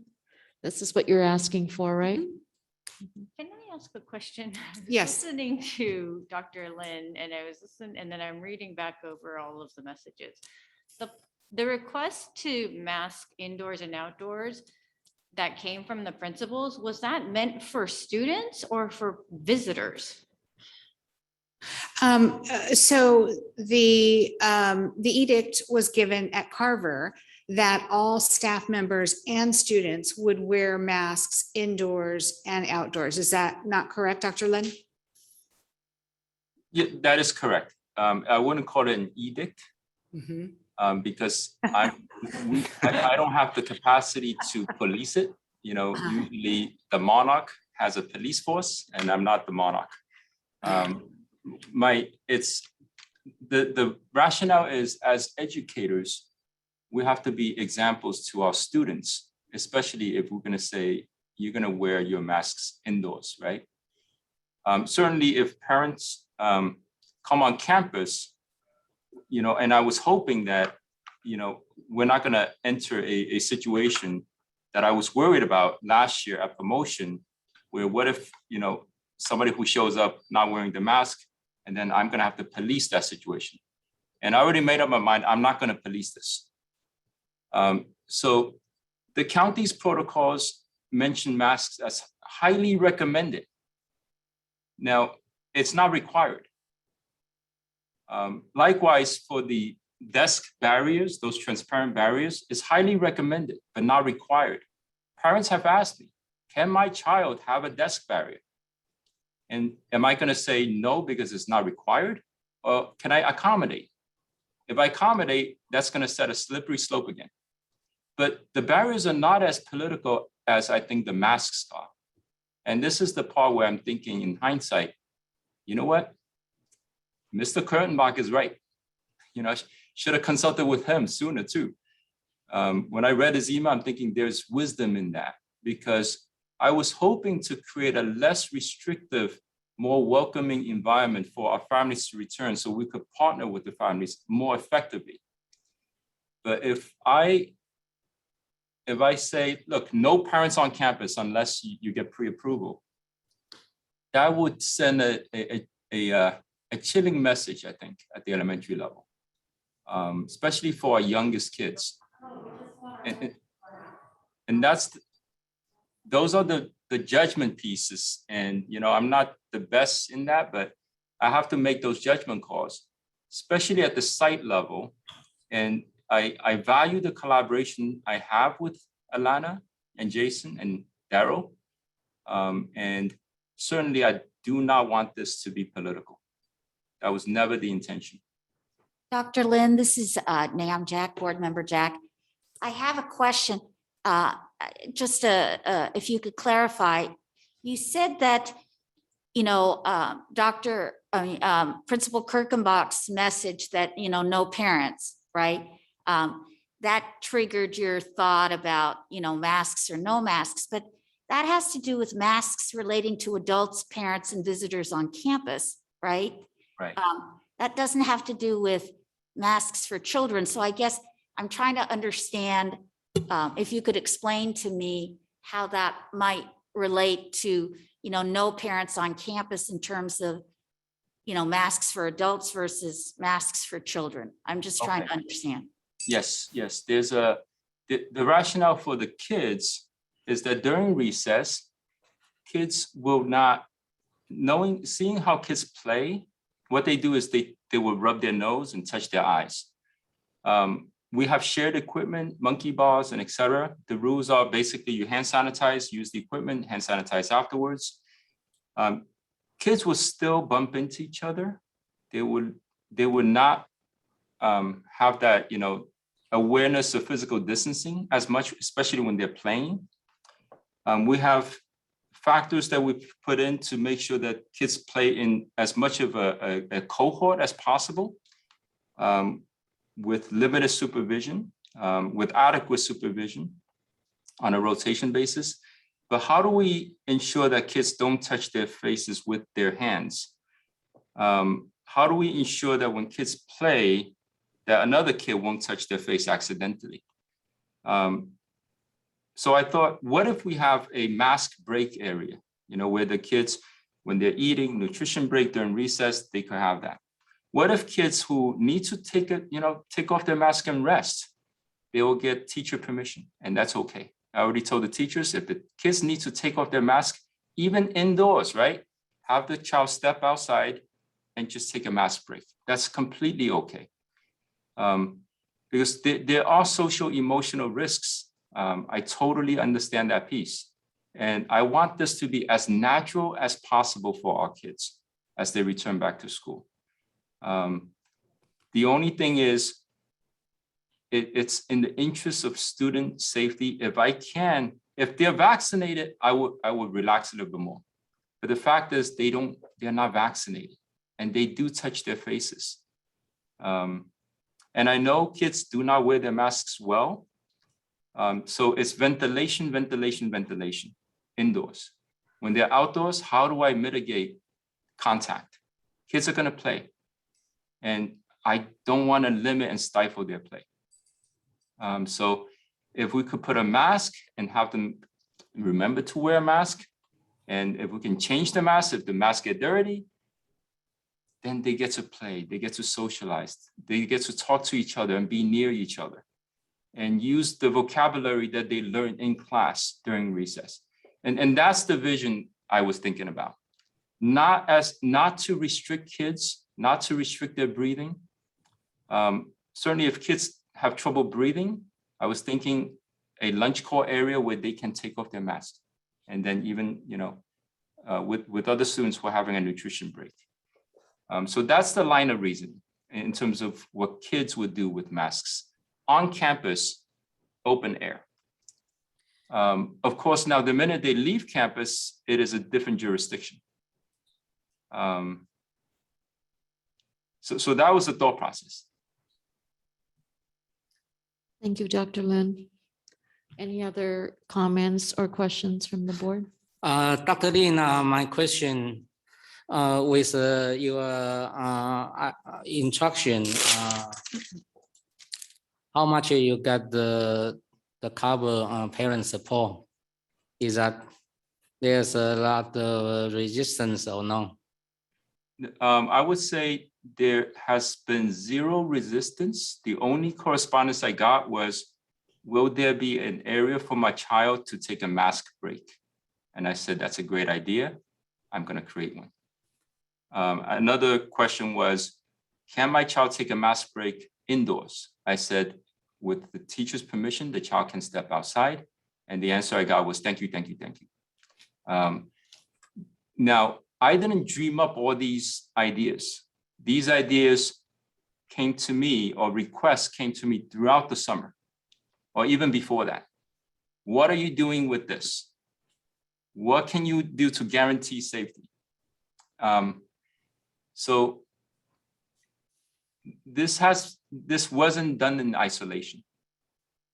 And I also have looped in Dr. Choi in the original development of that spreadsheet, which is on in my welcome letter. So based on, I did take that initiative, but I can totally revise my welcome letter, because once I read Mrs. Foray's welcome letter 2 evenings ago, I figured this is something that I need to really, synchronize, because we have the high school forbidding parents on campus. And I don't want to go that far, because then it's very restrictive and counterproductive for the elementary site. And the needs are different, I think, at different levels.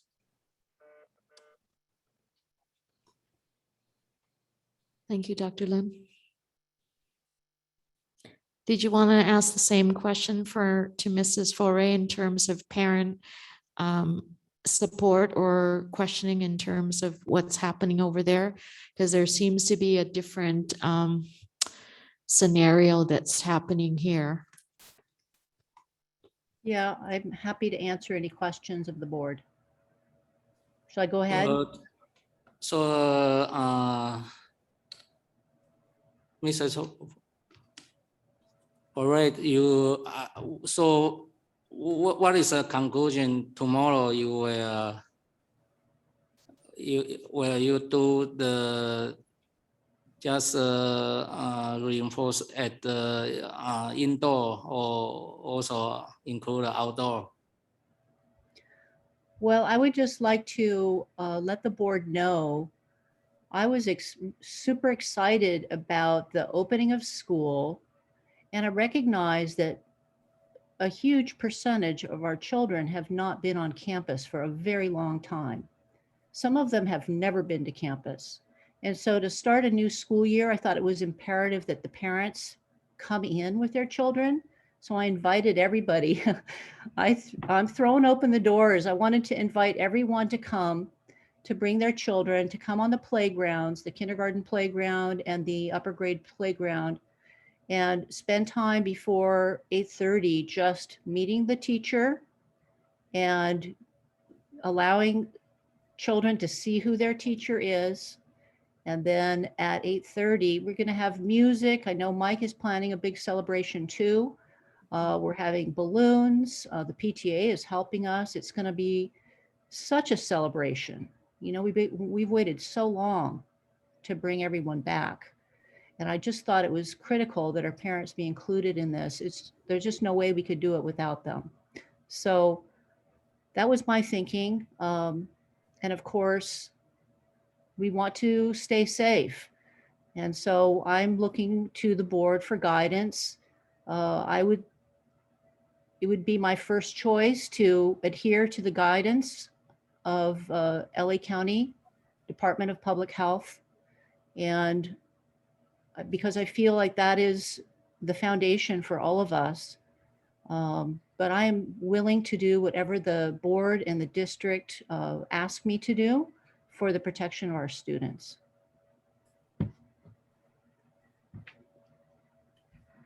If I could just make a comment and clarify or make a comment with regard to Dr. Lin. With regard to the parent volunteers, I understand the real tangible importance of working to try to preserve volunteers, parents being able to come on campus. And I see that in part as an integral part of trying to keep our campuses as close to being open as we've always known them to be as long as possible. That sounds, Dr. Lin, like that's what your goal is when you're saying, if our goal is to try to keep these campuses open with COVID numbers as low as possible, and it results in having masks indoors and outdoors, it's going to help preserve volunteers on campus, and it's going to help keep our campuses open. Am I understanding that's what your thought process was? Yes, absolutely. That is the thought process. And we function exceptionally well. When I wrote that blue ribbon application, I put down parent volunteers as one of our main strengths in San Marino at Carver. It's going to be extremely challenging reopening school for in-person full-time without the support of our volunteers or without the presence of our volunteers. And the kids are going to see the volunteers. Kids will mimic adults. They're going to see if we wear masks, they're going to wear masks. Otherwise, they're going to wear it whatever way they're going to see, right? If they're going to see no mask, they're going to say, okay, when do I wear it? Outside, inside? The thing is, I'm thinking the campus is a closed environment. It's a safe environment. It is a safe environment even for active shooters. Before COVID, we were thinking it's a closed campus. People will have to buzz in, right? So I figured, how do I protect the kids, right? How do I protect the kids? And how do I allay the worries from our parents so then we can focus on pedagogy? We can focus on the excellence and the rigor of academics and character development. I certainly do not want this mask issue to derail those, the importance of, our prime directive, which is to educate our kids. So I mean, the alternative is to say, let's then restrict adults, because I do not know, what the adults are carrying onto campus, because they're not my students, right? So I also need the parents as volunteers. So that's where the dilemma is. Thank you.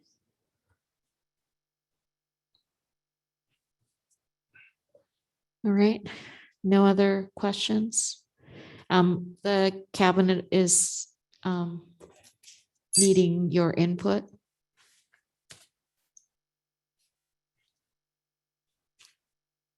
Well, I think that the last year I'm fully participate with Dr. Wilson. So I have a lot of memory. I have a lot of doubt. When the COVID-19 just started, nobody understand that that's COVID-19. They are not scared. So then in the booster party, everyone hug and they don't care. But the time I already know that will happen because I have my life experience. When the SARS happened, not come to the United States, but I'm fully monitor in the China and in Taiwan, and I even fly to Taiwan and take a look at what happened. The entire hospital closed. But then later, I find the scientists they said recommend we need to have a mask. So I'm the first one trying to bring a mask to the school district. And one of the parents is a lawyer, use the legal paper and give me a warning, said stop. I should not donate the mask in the school district. Instead, I had to give to the hospital. But they don't know my background.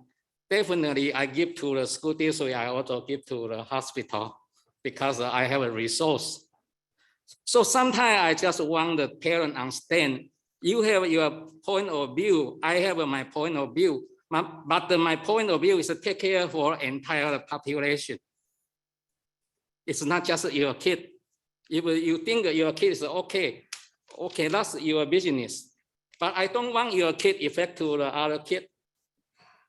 So for the mask donation, still keep in my mind like a suffering every time. Every time I say, what's the business that people need to avoid me to donate to the school district? But later I do the find time recommendation to refer to the Dr. Choi, how many we get the mask, right? And then later, because of vaccination, then the mask look like it's useless. Everyone throw away. But before the vaccination, one time mask, just like a stock, very expensive. Everyone see the mask as a gift, probably will really enjoy. So I want to tell everyone, for public health issue, each time, each occasion is different. If you don't understand, you don't realize that that's your business. But someone needs to step out. If they are the leader. Just like tonight, I think the people probably very scary. Is that someone trying to threaten us? This is the 20 years in my school board career. At first time I see that pressure. So then I think I'm in the LA South tonight, or I'm in the San Marino. I don't understand. I'm confused today where I'm in the San Marino. A lot of the scientists, that's an entrepreneur. But do you understand the public health? Okay. Okay, that's it. Okay. Thank you. Any input from the board? I agree with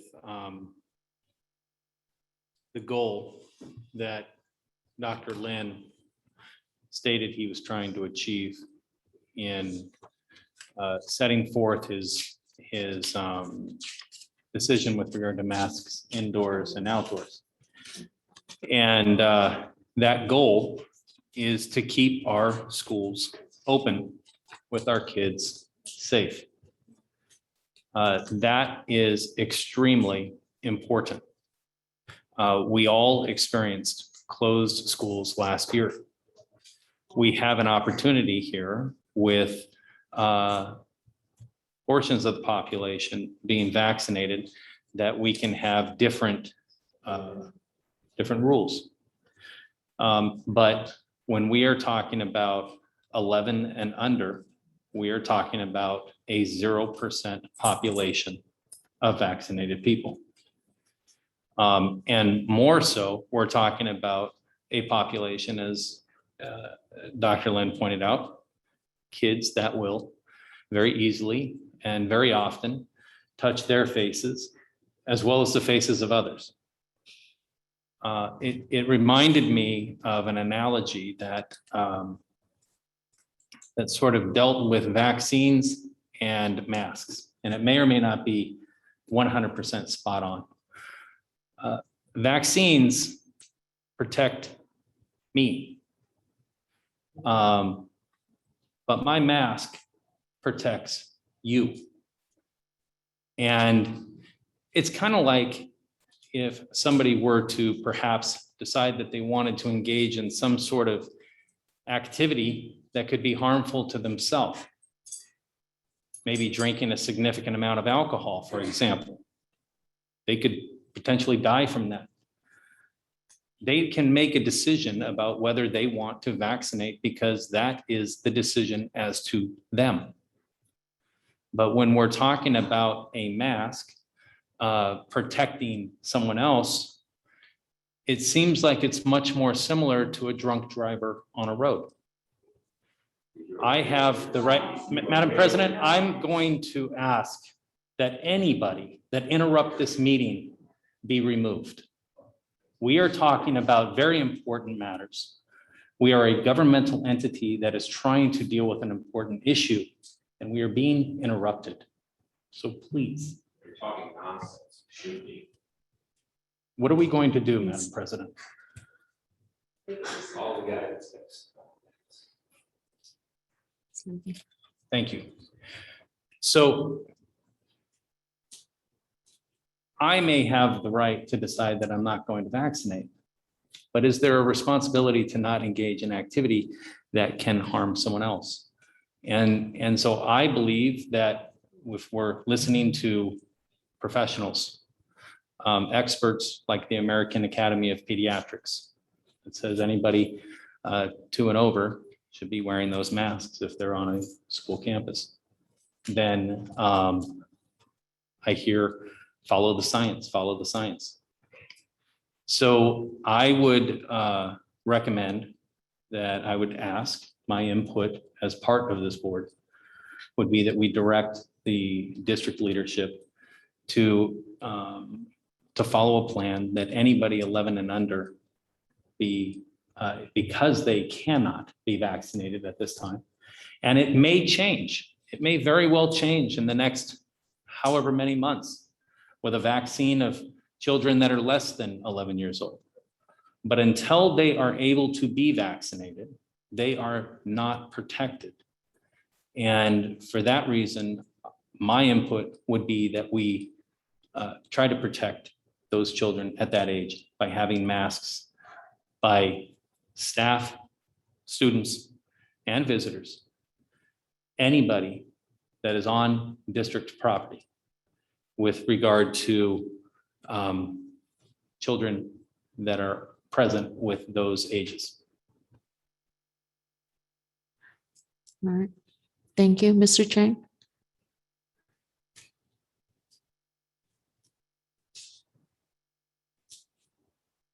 No. All right, Mrs. Chung. Dr. Choi, can I ask you a question? Your COVID protocols that you developed, approximately at what point in time would you say you started this project of these protocols that we were presented with? I mean, I know that you've been working in COVID compliance for the past 18 months, so I'm sure that informed part of it. But, you know, what did you look to sort of guide your decision-making as the administrator in charge of our COVID compliance? So I rely on the county to provide guidance to schools for protocols.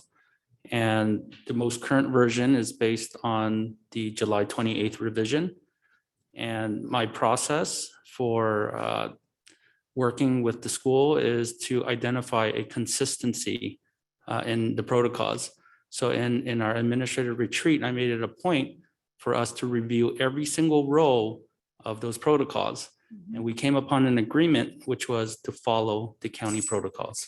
Okay. So that was something that all of the administrators whose responsibility it is to direct the schools made a decision together, and everybody felt comfortable with that.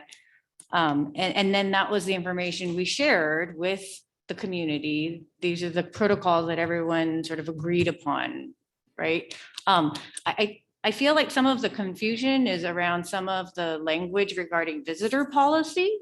And then it became something a little bit including children, which I don't know was necessarily in the intention of the initial communication. So I think the misunderstanding and the breakdown in communication may have stemmed from some of that. Because if this document of COVID protocols was born out of months and months of work and taking input from all of the sources, I would like to trust that my district staff and my administrators who are on the ground and are working with our students and looking ultimately to protect their interests.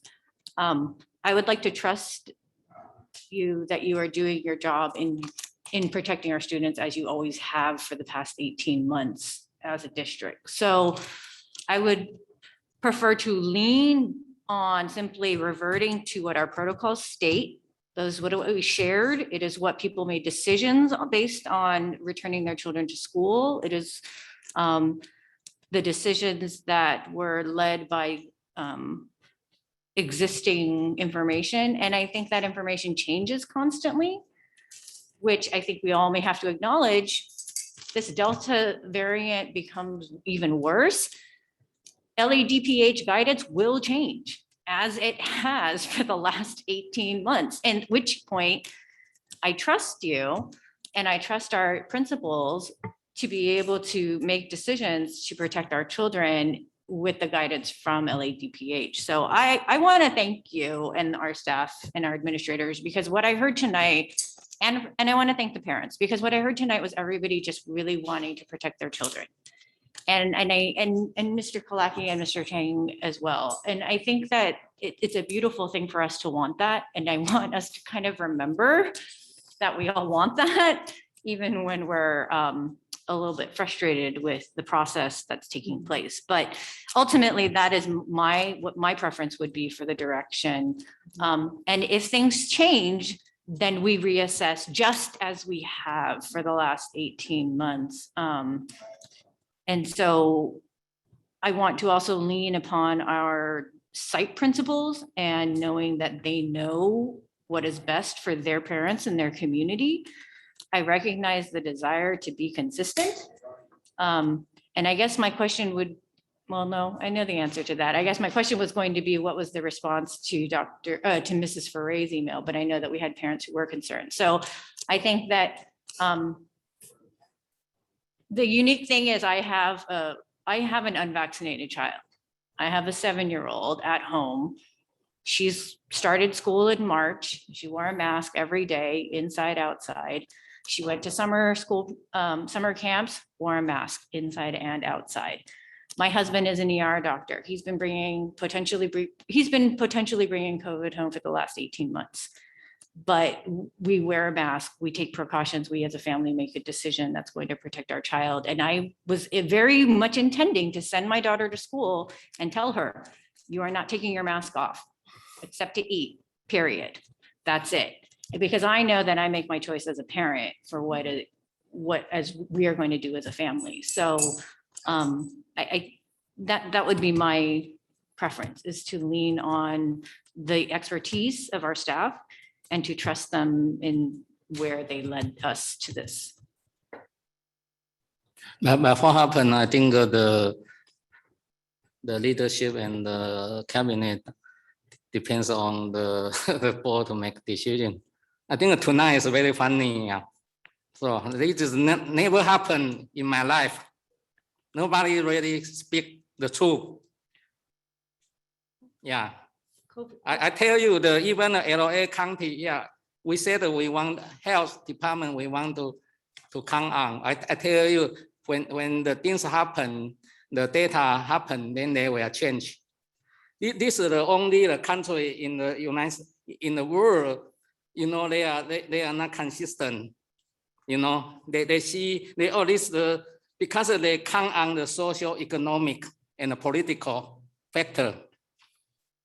You know, virus, they doesn't have an eye. They will say that they like you, then they kiss you. If they are there, they everywhere. If you don't protect, then it's your problem. It's not the people problem. So I respect every parent, because this is your child. You want to have your own social life is okay.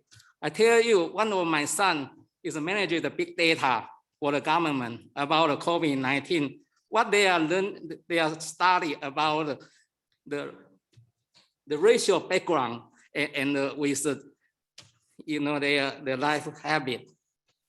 So that relate to why some they are higher, some they are low.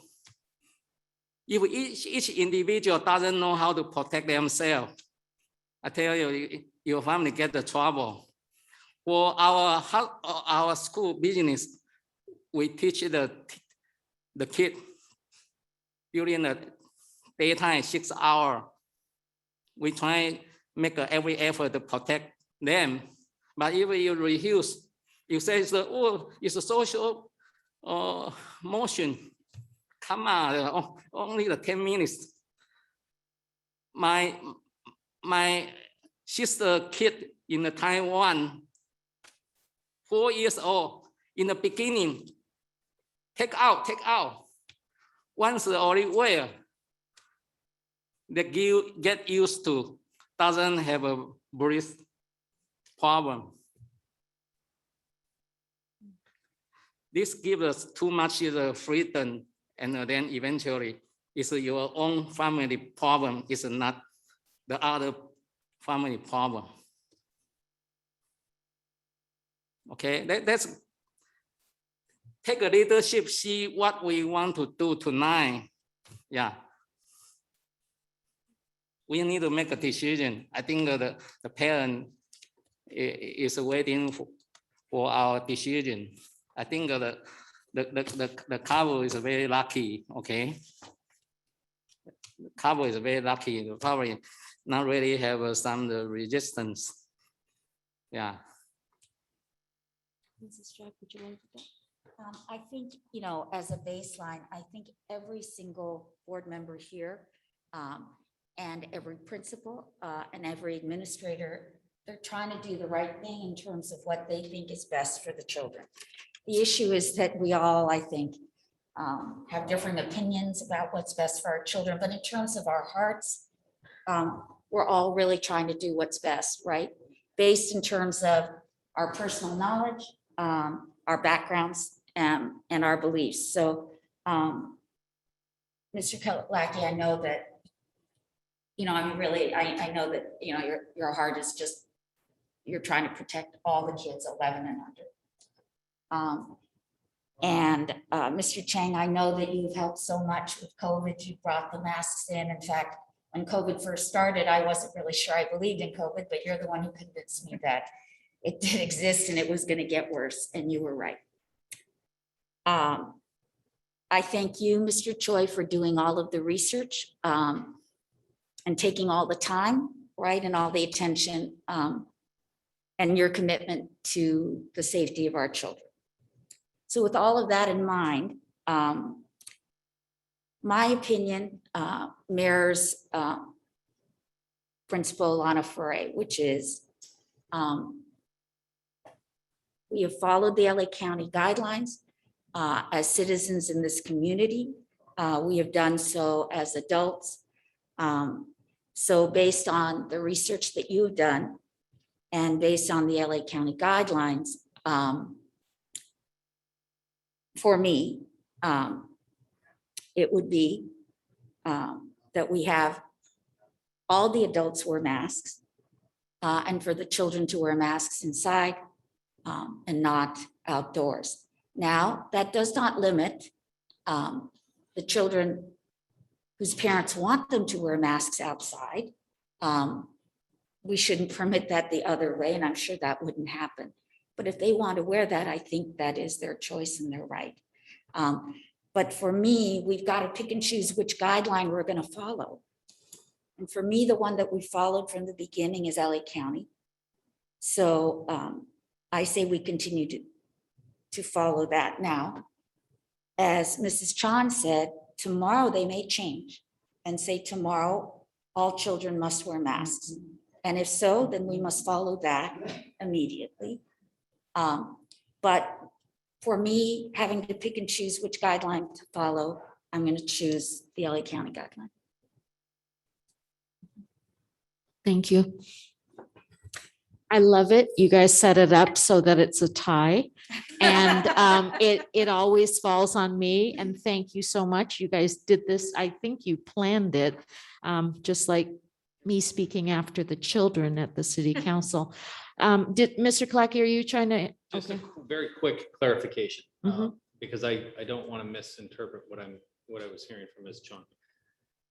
What I was hearing, and please clarify if I'm wrong, but it sounded as though, Ms. Chong, you were saying trust our administrators, which I'm trying to understand. Does that mean that we are trusting our elementary school principals who have made the decision that they've had?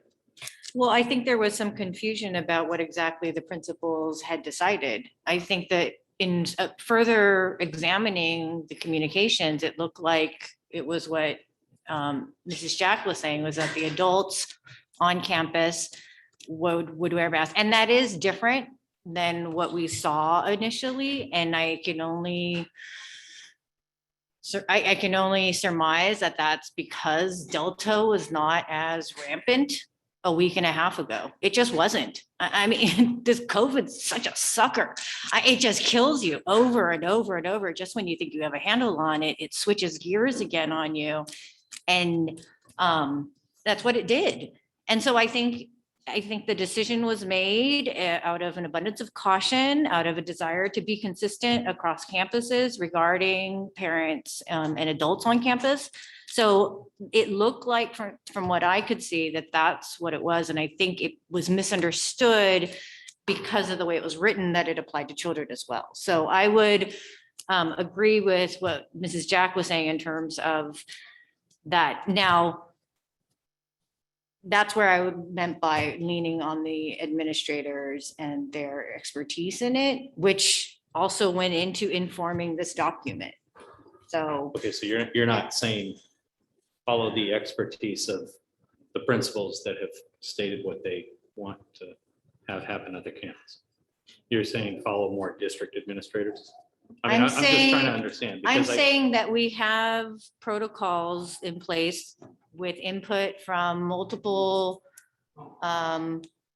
multiple leaders, and it changed in the last week because of the principal's desire to be extra vigilant out of an abundance of caution.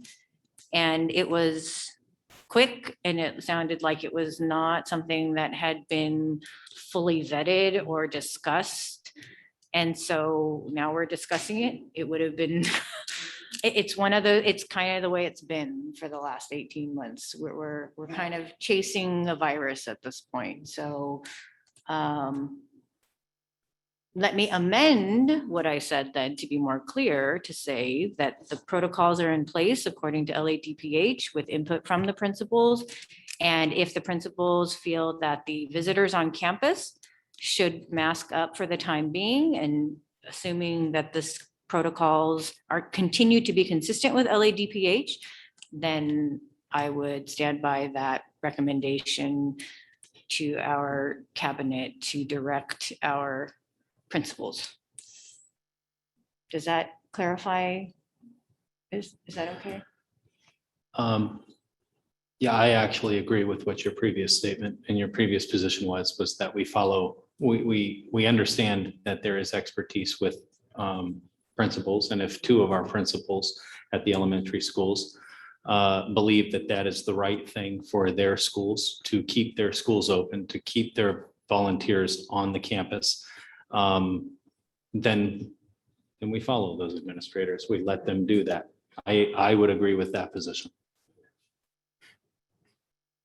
Okay, so I'm not hearing clarity because I heard Mrs. Chong and Mrs. Jack say something different, but it sounds like you're interpreting something else. And so no, what I'm saying is I agree with Ms. Chong's earlier position. Which I have clarified and amended. I'm sorry. Yes, as I was going to say, I agree with Ms. Chong's earlier position that these elementary school principals be permitted to follow the protocols that they have stated that they want, that they're willing to follow. Ms. Chong then has a different position, and so that's my understanding of what we're looking at. But not really different, just clarified as you asked, but we can, I'm not trying to play a game of semantics. She said she amended her position. The position is different, and so we go forward. okay, may I have my turn, please? I work in school administration, and so I work at a number of school sites. And I also have been thinking and losing sleep and thinking more about my oath of office. And my oath of office requires me to think and do what's best for all children. And all children means all children.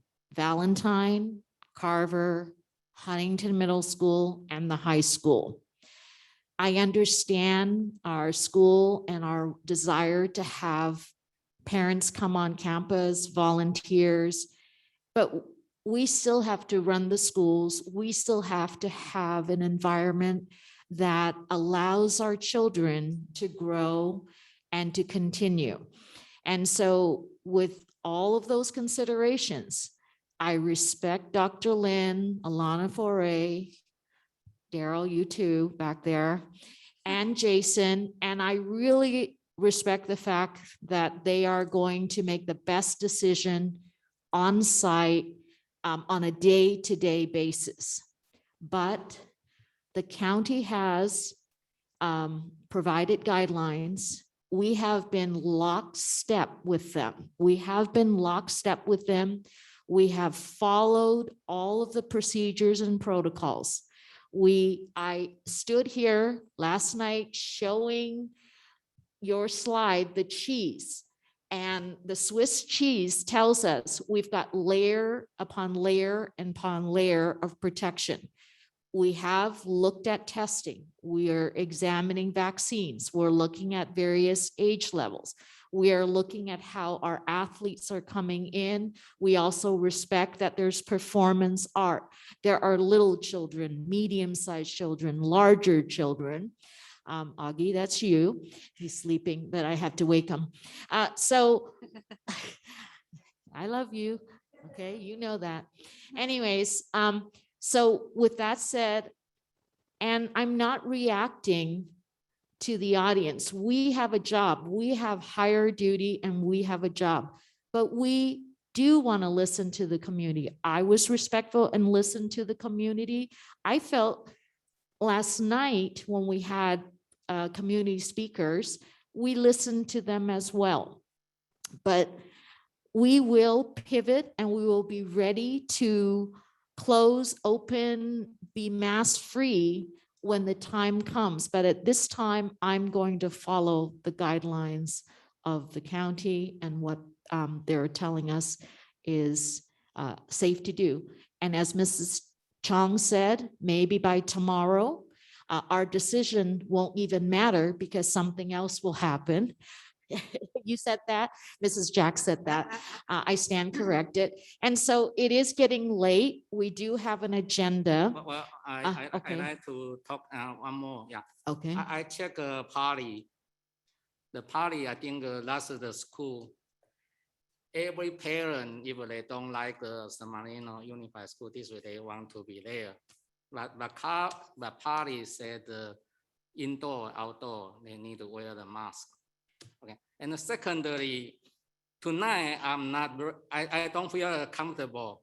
You know, the people come in without have an appropriate covering the nose. I think that lose my respect to judge. They influence our school administration.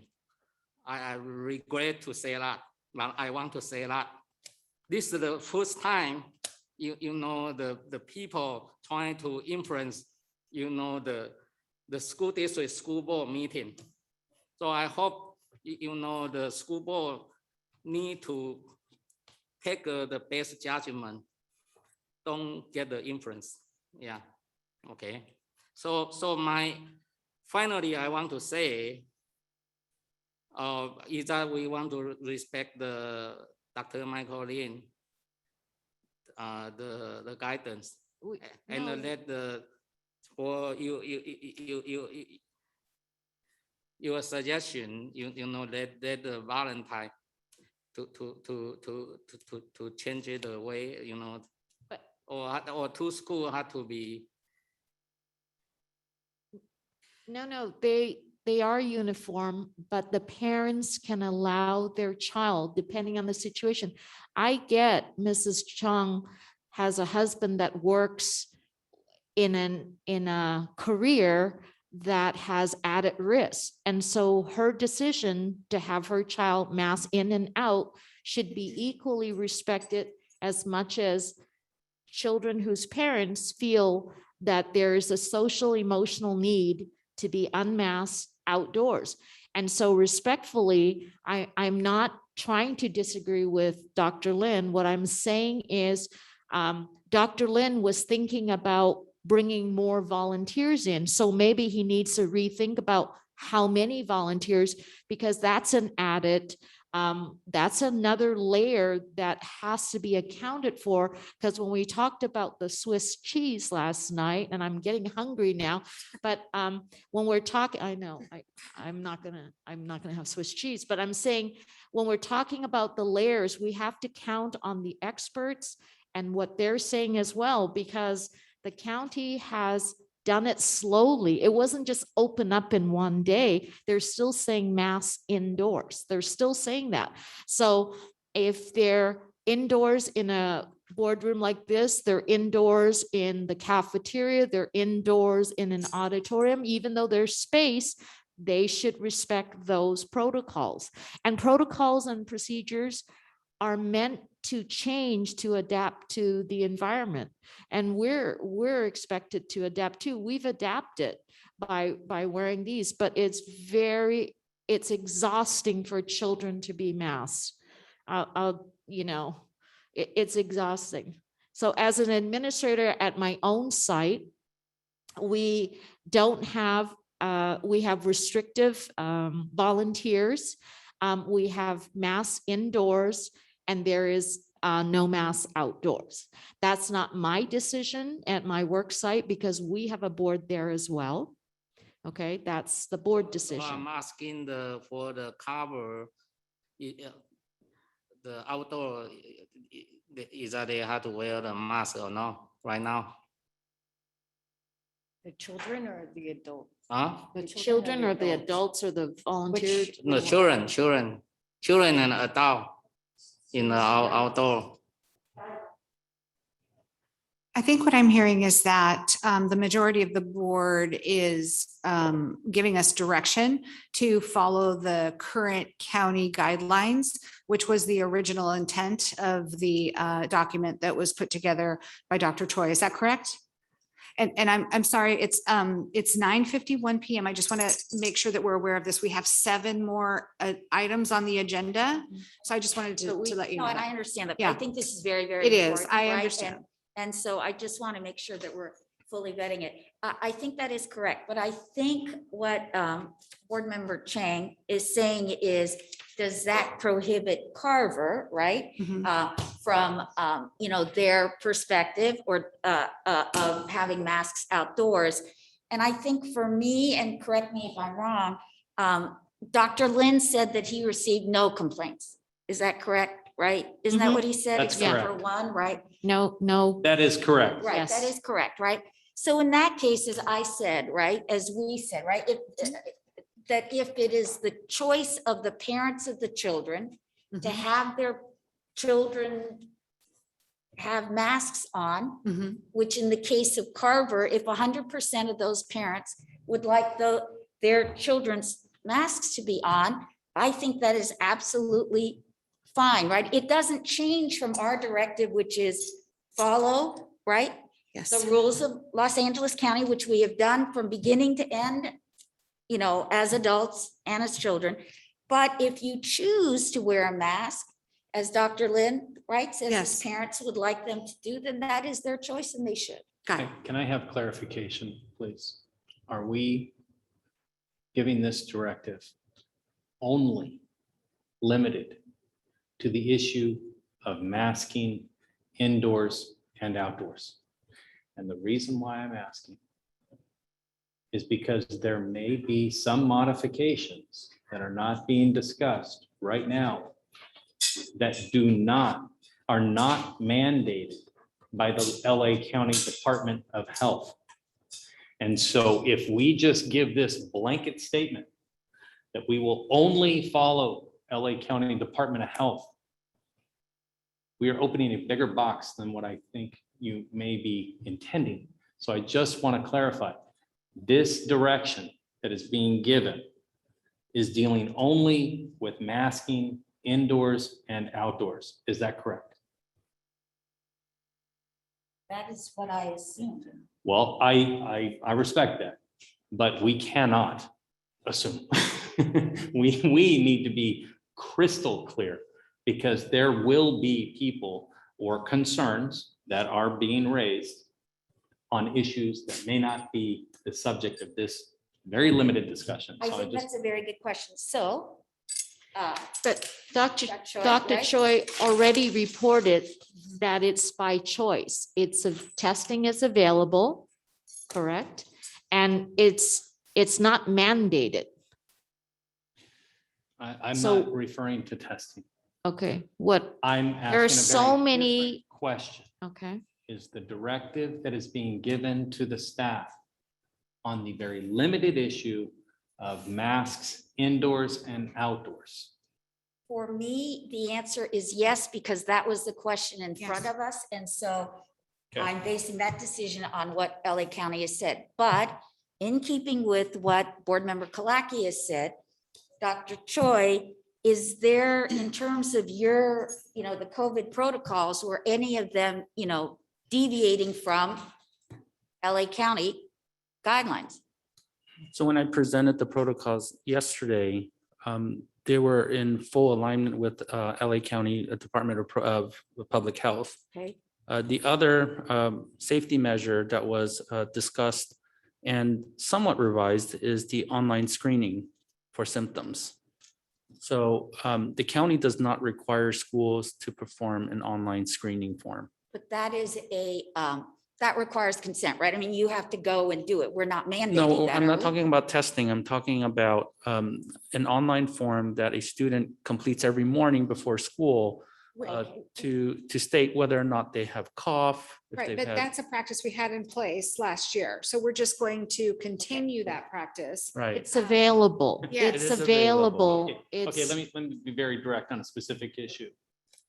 We've talked tonight about Mr. Kurtenbach's statement that visitors will not be allowed on campus.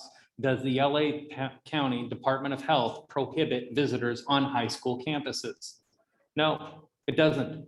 But we have a principal that is implementing that, which I'm perfectly fine with, and I haven't heard any objection from anybody. no, But if there are we are- parents at the high school, on the campuses during registration. Parents were there. There must have been By 25. invitation or appointment was his Okay. email. Does Yeah, the but LA he was County- allowing parents on campus. Does the LA County Department of Health require that? Because at whatever minor level of incremental change, unless it doesn't differ in any way from the LA County Department of Health, when we make a very broad statement, then it's a very broad statement. If we're dealing with a very limited issue here regarding masking indoors and outdoors, then the direction that's being given to the staff is a very limited direction. So I'm just clarifying the scope that we're talking about here. For tonight, it is only limited to that, which Okay, is I- before is just that one. I appreciate it. I just trying to make sure that we are limiting issues that come up at campuses. So. One statement I want to repeat again, tonight I'm very disappointed, the Dr. Choi represent about the testing issue. And then the audience, they interfere. And then I believe those are not in the healthcare background. And if we continue to do that, I think this school district will not like no governance state. So when we manage the explain? school district, Can you explain? I didn't understand that. I said then later, that nobody care about this. If today 10 people come, and then they can speak loudly, that they will win the support. I feel very sorry. This happening after my 20 years. So I don't know is that cabinet, they can continue to perform the duty. Because you guys may start from now, or if the parent complain and preference, and then okay, let's go it, yeah. So tonight, the meeting to me is not meaningful. Yeah, not really provide the information to my individual school board member. Okay, so the scope of the direction to the staff is on the limited issue of masks indoors and outdoors. You're following county protocols, correct? The LA County Department of Health protocols. I mean, we're following this. Yes, and parents who want their children to wear masks all day, indoors and outdoors, will have the ability to direct their child to do so, and we will not interfere. I think maybe, does it make you feel better knowing that this is a live document that we will amend as needed? Nobody That these knows. are not Nobody finished knows. conversations? Nobody knows what tomorrow holds. Right. All we know is right now, we are directing staff. And so the direction that we're giving staff right now on the limited issue of masks indoors and outdoors is that we will follow the LA County Department of Health protocol, correct? That's what the direction to staff is tonight, that the staff has asked for. Is that correct? That I'm just trying to clarify on that, correct? Sure. Madam President, is that correct? I know what you're doing, Mike, so I'm Why I'm don't- not going to I- be you know baited what? into that. Okay, whoa. I'm sorry, Madam President, but I am not trying to bait anybody. And quite frankly and respectfully, Please, ma'am, please don't take please that let me tone. finish. Oh, I will let you finish, but you will take that tone.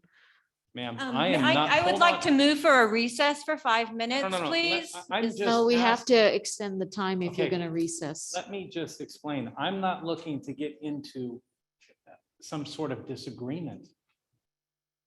From what I understand that all of the board members have stated, the understanding of what the scope of the discussion was tonight is masking indoors and outdoors. The staff has asked for direction about what we are directing them to do. The scope of the question is only masking indoors and outdoors. So tonight, we are only directing them with regard to masking indoors and outdoors. And what we are directing them on is to follow the LA County Department of Health, correct? Mhm. Okay, thank you. That's all I'm asking.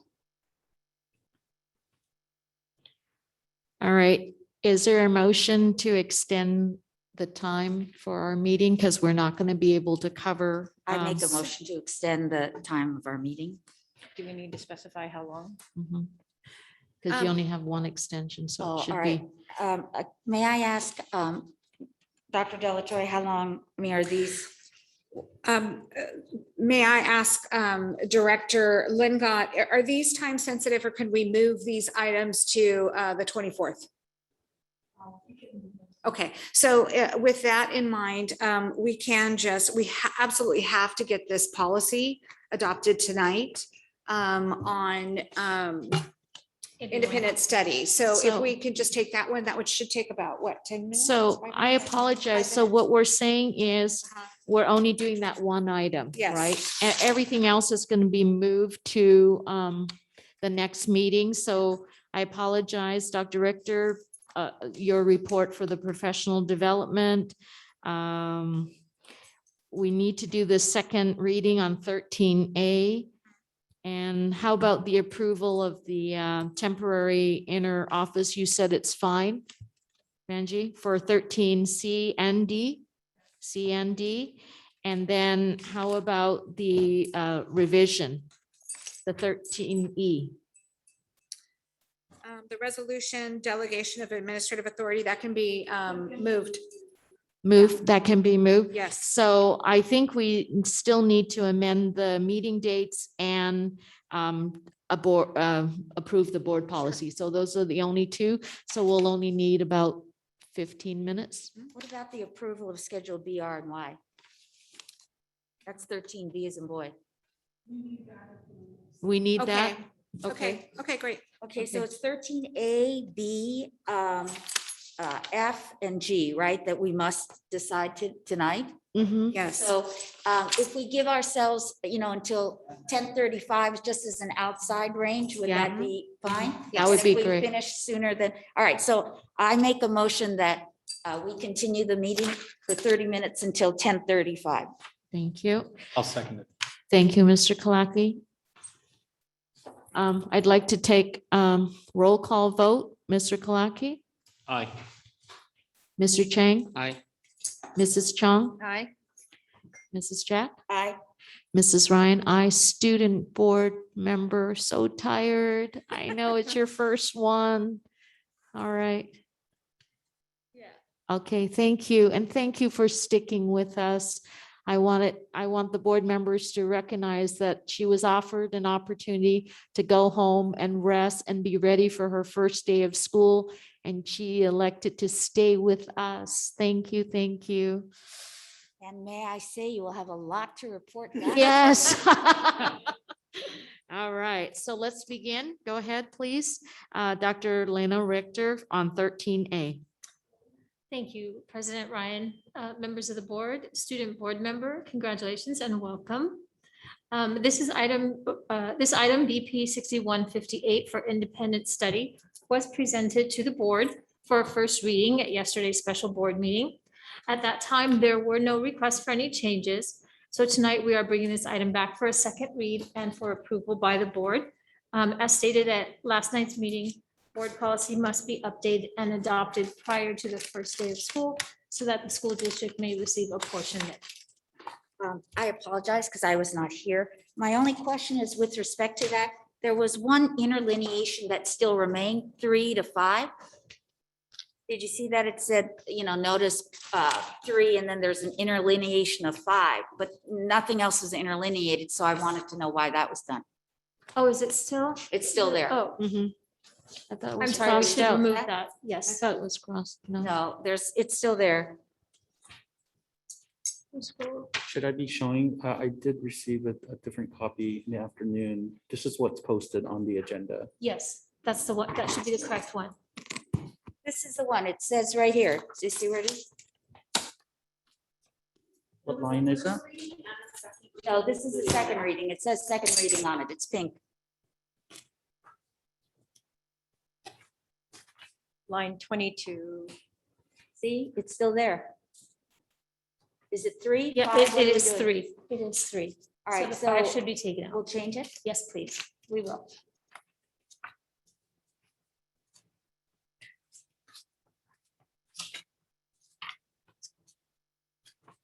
I'm still feeling that this is not necessarily in line with what we do as a district because it has course-based independent study. However, given that we have already about to start the school year, and it is unlikely we will be changing anything about course-based independent study, I am fine with letting it stand as long as we do revisit this before next year, which I assume we're going to have to do anyway. So that there is nothing in here in the long run that we are encumbering ourselves to as a district. Correct. Okay, thank you. And in fact, in keeping with that, right, I would like it in the notes that we do bring it back, just in case. Absolutely. So that would be in the minutes that we revisit it next year. Mhm. Thank you. And did you have an opportunity to get back to us regarding the licensing and the costs of Apex, the online courses? Yes, we had about 70, excuse me, we had about 70 licenses left. So we will need to purchase approximately 30, 35, depending on how many students we have enrolled. Over the last 24 hours, we've had a few students who have, or parents who have asked to withdraw their request for independent study. So hopefully by tomorrow, we can finalize the numbers and determine. But we have all students enrolled. Those students who, or parents who have requested independent study today, 3, 4, 5 o'clock, we have informed them that we will take their request, but it may take a couple days to set them up with Apex, given the late notice. Mhm. So at that point, hopefully by tomorrow, we can determine the actual number of licenses that we will need and purchase the additional licenses. Okay, And we're thank you. Sorry, I was gonna say, and we're still looking at about the same numbers. I know they might change a little bit, but not numbers that are going to affect the need to hire additional staffing. We may, But no. we received some additional requests at the elementary level. So I believe it was about 10 additional at the elementary level, but throughout the entire day today, parents are requesting, parents are withdrawing. So we're trying to get a balancing out. whole, yes. So it was a little hard to determine a final number. And so we're going to do that tomorrow and just make sure that we've captured all the parents that have requested it today and tomorrow as well. Are we hiring them for a year term or for short?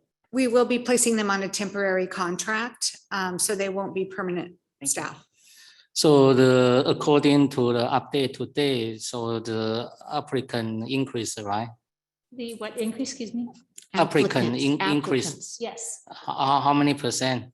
Well, we have parents who are withdrawing prior to walking into this board meeting this evening. We were still receiving emails for parents requesting and parents withdrawing.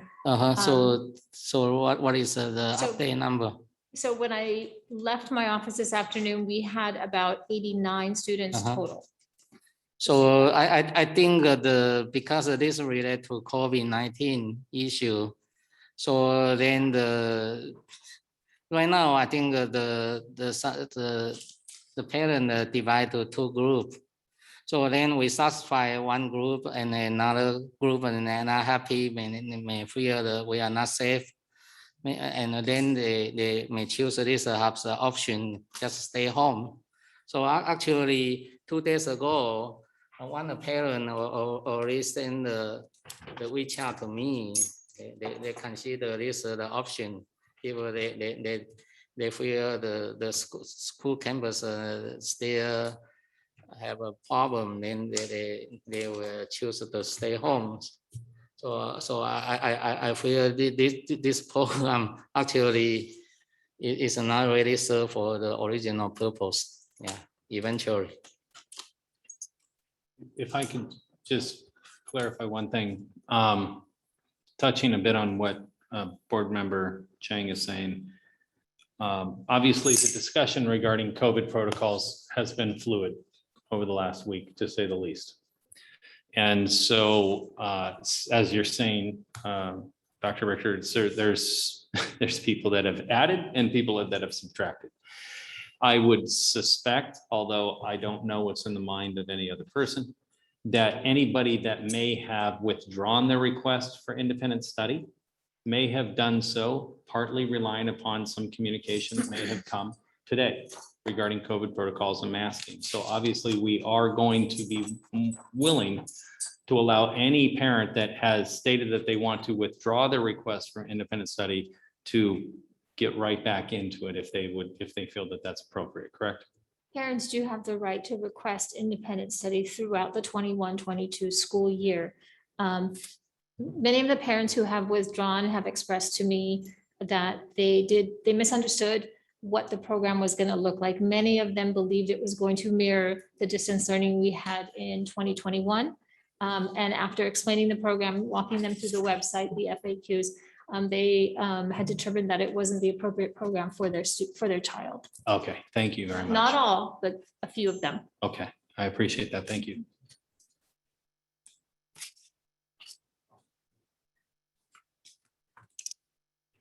All right, do you need a motion?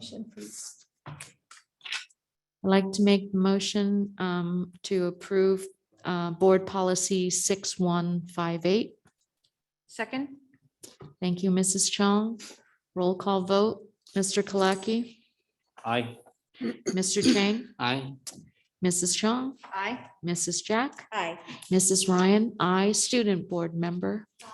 Thank you. Motion has passed. 13B, approval of Schedule B, R, and Y. Dr. Linda Delatorre. Action is required for this. The district is seeking approval of Schedules B, R, and Y due to the change in work year from 182 days to 184 days.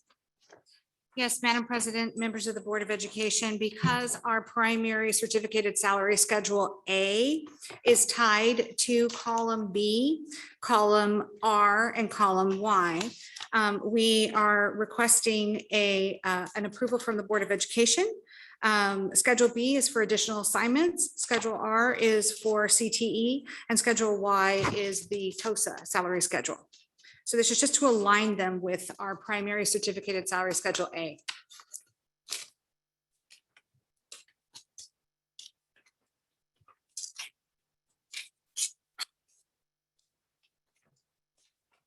By the way, Schedule B, the current the pay we provide compared to last year is the same or a little bit increase. It reflects the additional 2 days that have been added to the teacher's salary schedule for the 2 additional instructional days for 21-22. So it is slightly higher. You mean the increase the day or the, I mean the unit price, is that the same or the? We have added 2 full days to the teacher's contracted work year. So we have to pay for those 2 days that they get No, I added know into that their we have salary. paid 2 more days, Yeah. but I mean the when I say the unit price, I mean the pay we establish is already increased or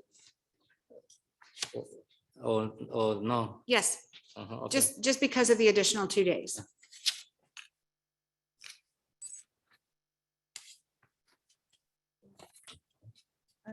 Need a motion? Yes, we are seeking the Board of Education's approval on these 3 salary schedules. Move to approve the schedules G, R, and Y. Second. Thank you, Mrs. Chung and Mrs. Jack. Mr. Kalaki, Aye. Mr. Chang, Aye. Mrs. Chung, Aye. Mrs. Jack. Aye.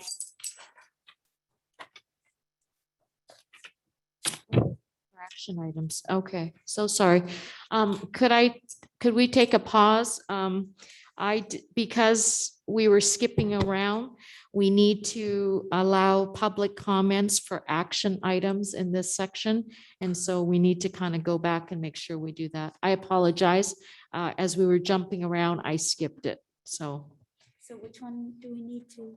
Is it for this particular one or the other one as well? Anything we took action on? it's just for this section. We allow for Yeah. that section. Would that include the On- independent study portion? of it?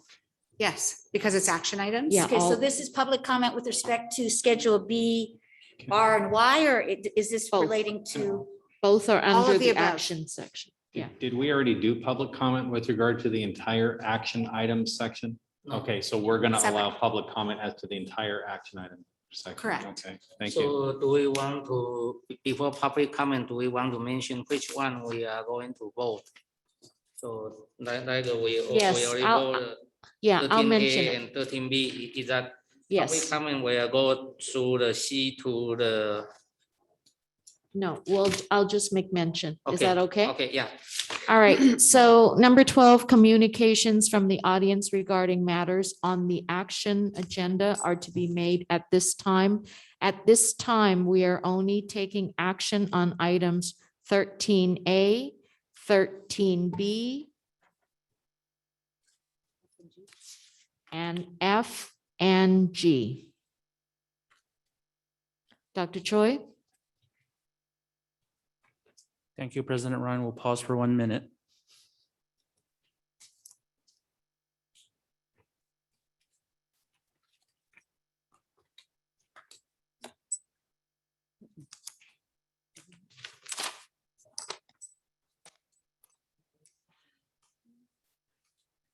Sorry about that. Sorry.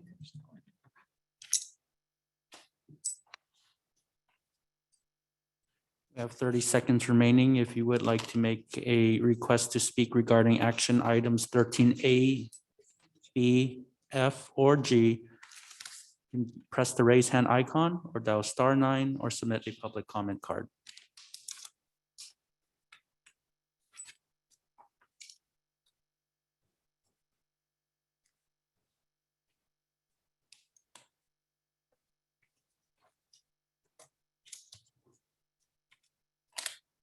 No comments. Thank you, Dr. Choi. Just want to be on record as stating that we had taken motion and approved 13A, the second reading for Board Policy 6158. Need to go back now and conclude our approval of Schedule B, R, and Y. And we had a motion on the floor, correct? Who made the motion? Mrs. Jack and Mrs. Chong. Thank you. And with that, I'd like to call roll call. Mr. Chang, Aye. Mrs. Chong, Aye. Mr. Kalaki, Aye. Mrs. Jack, Aye. Mrs. Ryan, aye. Student Board Member. Thank you. The motion has passed for approval of Schedule B, R, and Y, which extends the school year. 13F, amended Board of Education meeting dates. Dr. Delatorre, this is an action item. It is recommended that the Board of Education approve amendments to the 2021 Board of Education meeting minutes and dates. Sorry, dates, not minutes.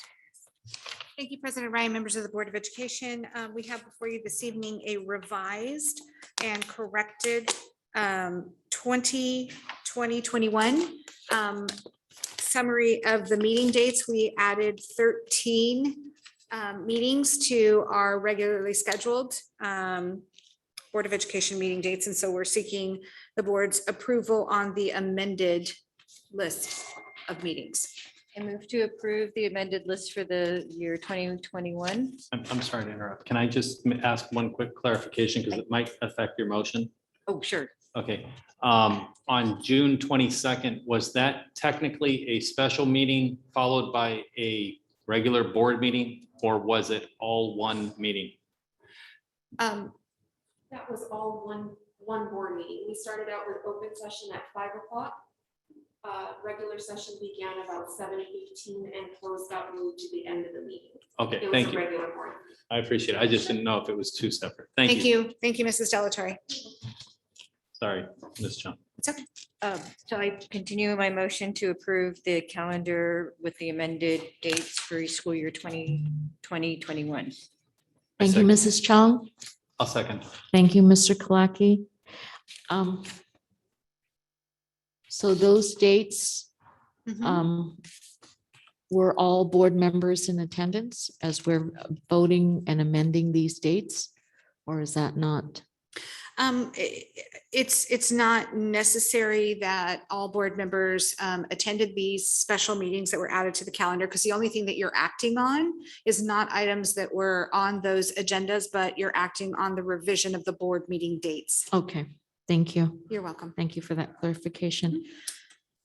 All right, so the motion is on the floor, Mr. Kalaki? I seconded it, yes. Yes, Oh, so we're voting, yeah. Aye. Thank you, Mr. Chang, Aye. Mrs. Chong, Aye. Mrs. Jack, Aye. Mrs. Ryan, aye. Student board member? Thank you. Motion has passed for amending the Board of Education meeting dates. 13G amended 2021-22 Board of Education meeting dates. This is also an action item. It's recommended that the Board of Education approve amendments to the 2021-22 Board of Education meeting dates. And Can I ask a issue of clarification? mhm. Are we removing the Saturday, August 21 board strategic planning session from this? Yes. Okay, thank you. And besides that, I have some comment. Oh, yes. I would like the, the school district, give the school side administrator the notice in the future when I make a calendar, I think a regular board meeting is very important. Yeah. So they should check the regular board meeting first. Yeah, as priority, unless some activity not really effect to the school board. So we don't have to, the board member, they are not going to attend. Otherwise, it's very important. I don't want to see the regular board meeting to change the day, yeah. Thank you so much. Not just the school district commitment, because personally, I'm very busy, you know, have a five board of trustee I need to attend, yeah. Yes. Change the day, I may not attend our regular meeting, yeah. Thank you, Mr. Chang. Great comment regarding calendar awareness. And I trust Dr. Delatorre will go over some of the dates, make sure everybody has the dates, and then moving forward. Okay. Sorry, we also need to strike Friday, August.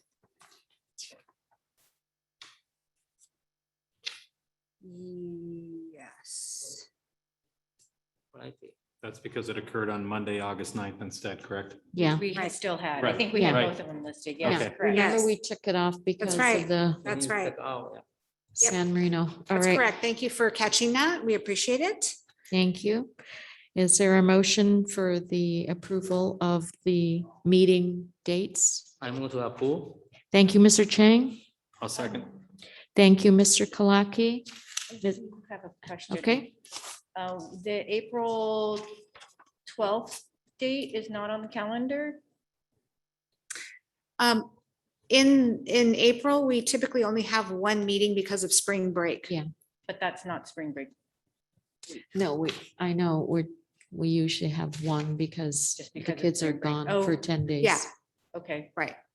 so we just have to be very mindful of anything that needs to be done. during Everything the has event. to be Yes. done on the Mhm. one, yes. Thank you. Thank you. All right, I'm I not move. aware if we had a motion. I Mr. believe- Chang Yeah. made the motion, Mr. Kalaki second. Thank you, Mrs. Jack, Aye. Mrs. Chong, Aye. Mr. Chang, Aye. Mr. Kalaki, Aye. Mrs. Ryan, I, student board member. Thank you. Motion has passed to amend the 21-22 Board of Education meeting dates. Superintendent, do you have any other discussion items before I adjourn? No, not this evening. Thank you so much. All right, we made the time limit. Thank you so much, Mrs. Oh, okay. I was just have one question. Are we getting an enrollment report at the next board meeting? We'll need to We look can- at how many items are on the next board meeting, but if not, on the 24th, it will be the first meeting of the following month. Because we are moving a lot of the financial items over, and we are going to have a presentation at the next meeting also on outdoor ed, and a variety of other things, so. Okay, thank you. One more comment, you know, I believe before the 2 years ago, you know, we always said we want to follow for the board meeting, the manner or the protocol. But for the last 2 years, you know, since we changed the board member, and then we try to relax for the audience. But tonight, the audience, some of the audience totally not acceptable, because it's trying to straighten the school board. I feel very uncomfortable to attend tonight, yeah. Okay, so I think next time we need to reinforce, because they have one, they have two. What This- happened in another group, they will come Yeah. in next So- week, yeah. So we'll probably have to, we have the civility board policy. And so we might, Mrs. Jack, is there, will you be able, since during the board retreat, we talked about revisiting board policy as a general practice. I'm wondering if at this time, you might be available to kind of bring the civility and other board policies in that 9,000 section to kind of look at, because when we were doing board protocols, we had some discussion, and so I'm wondering if you might do that for Yes, me. I'd be more than happy to look at the, because if I recall correctly, Angelina. Yes, asked us Asked to. us to review that, so I'd be Yes. more than happy to do that and review things that might apply to us, including the civility section and others as well. Okay, thank you so much. Just clarify, we're not going back to closed session now, We correct? are Oh, we are, because we okay. had decided Okay, I that. just wanted- Okay, I just- so without further ado, I will adjourn the meeting and thank everyone for sticking with us.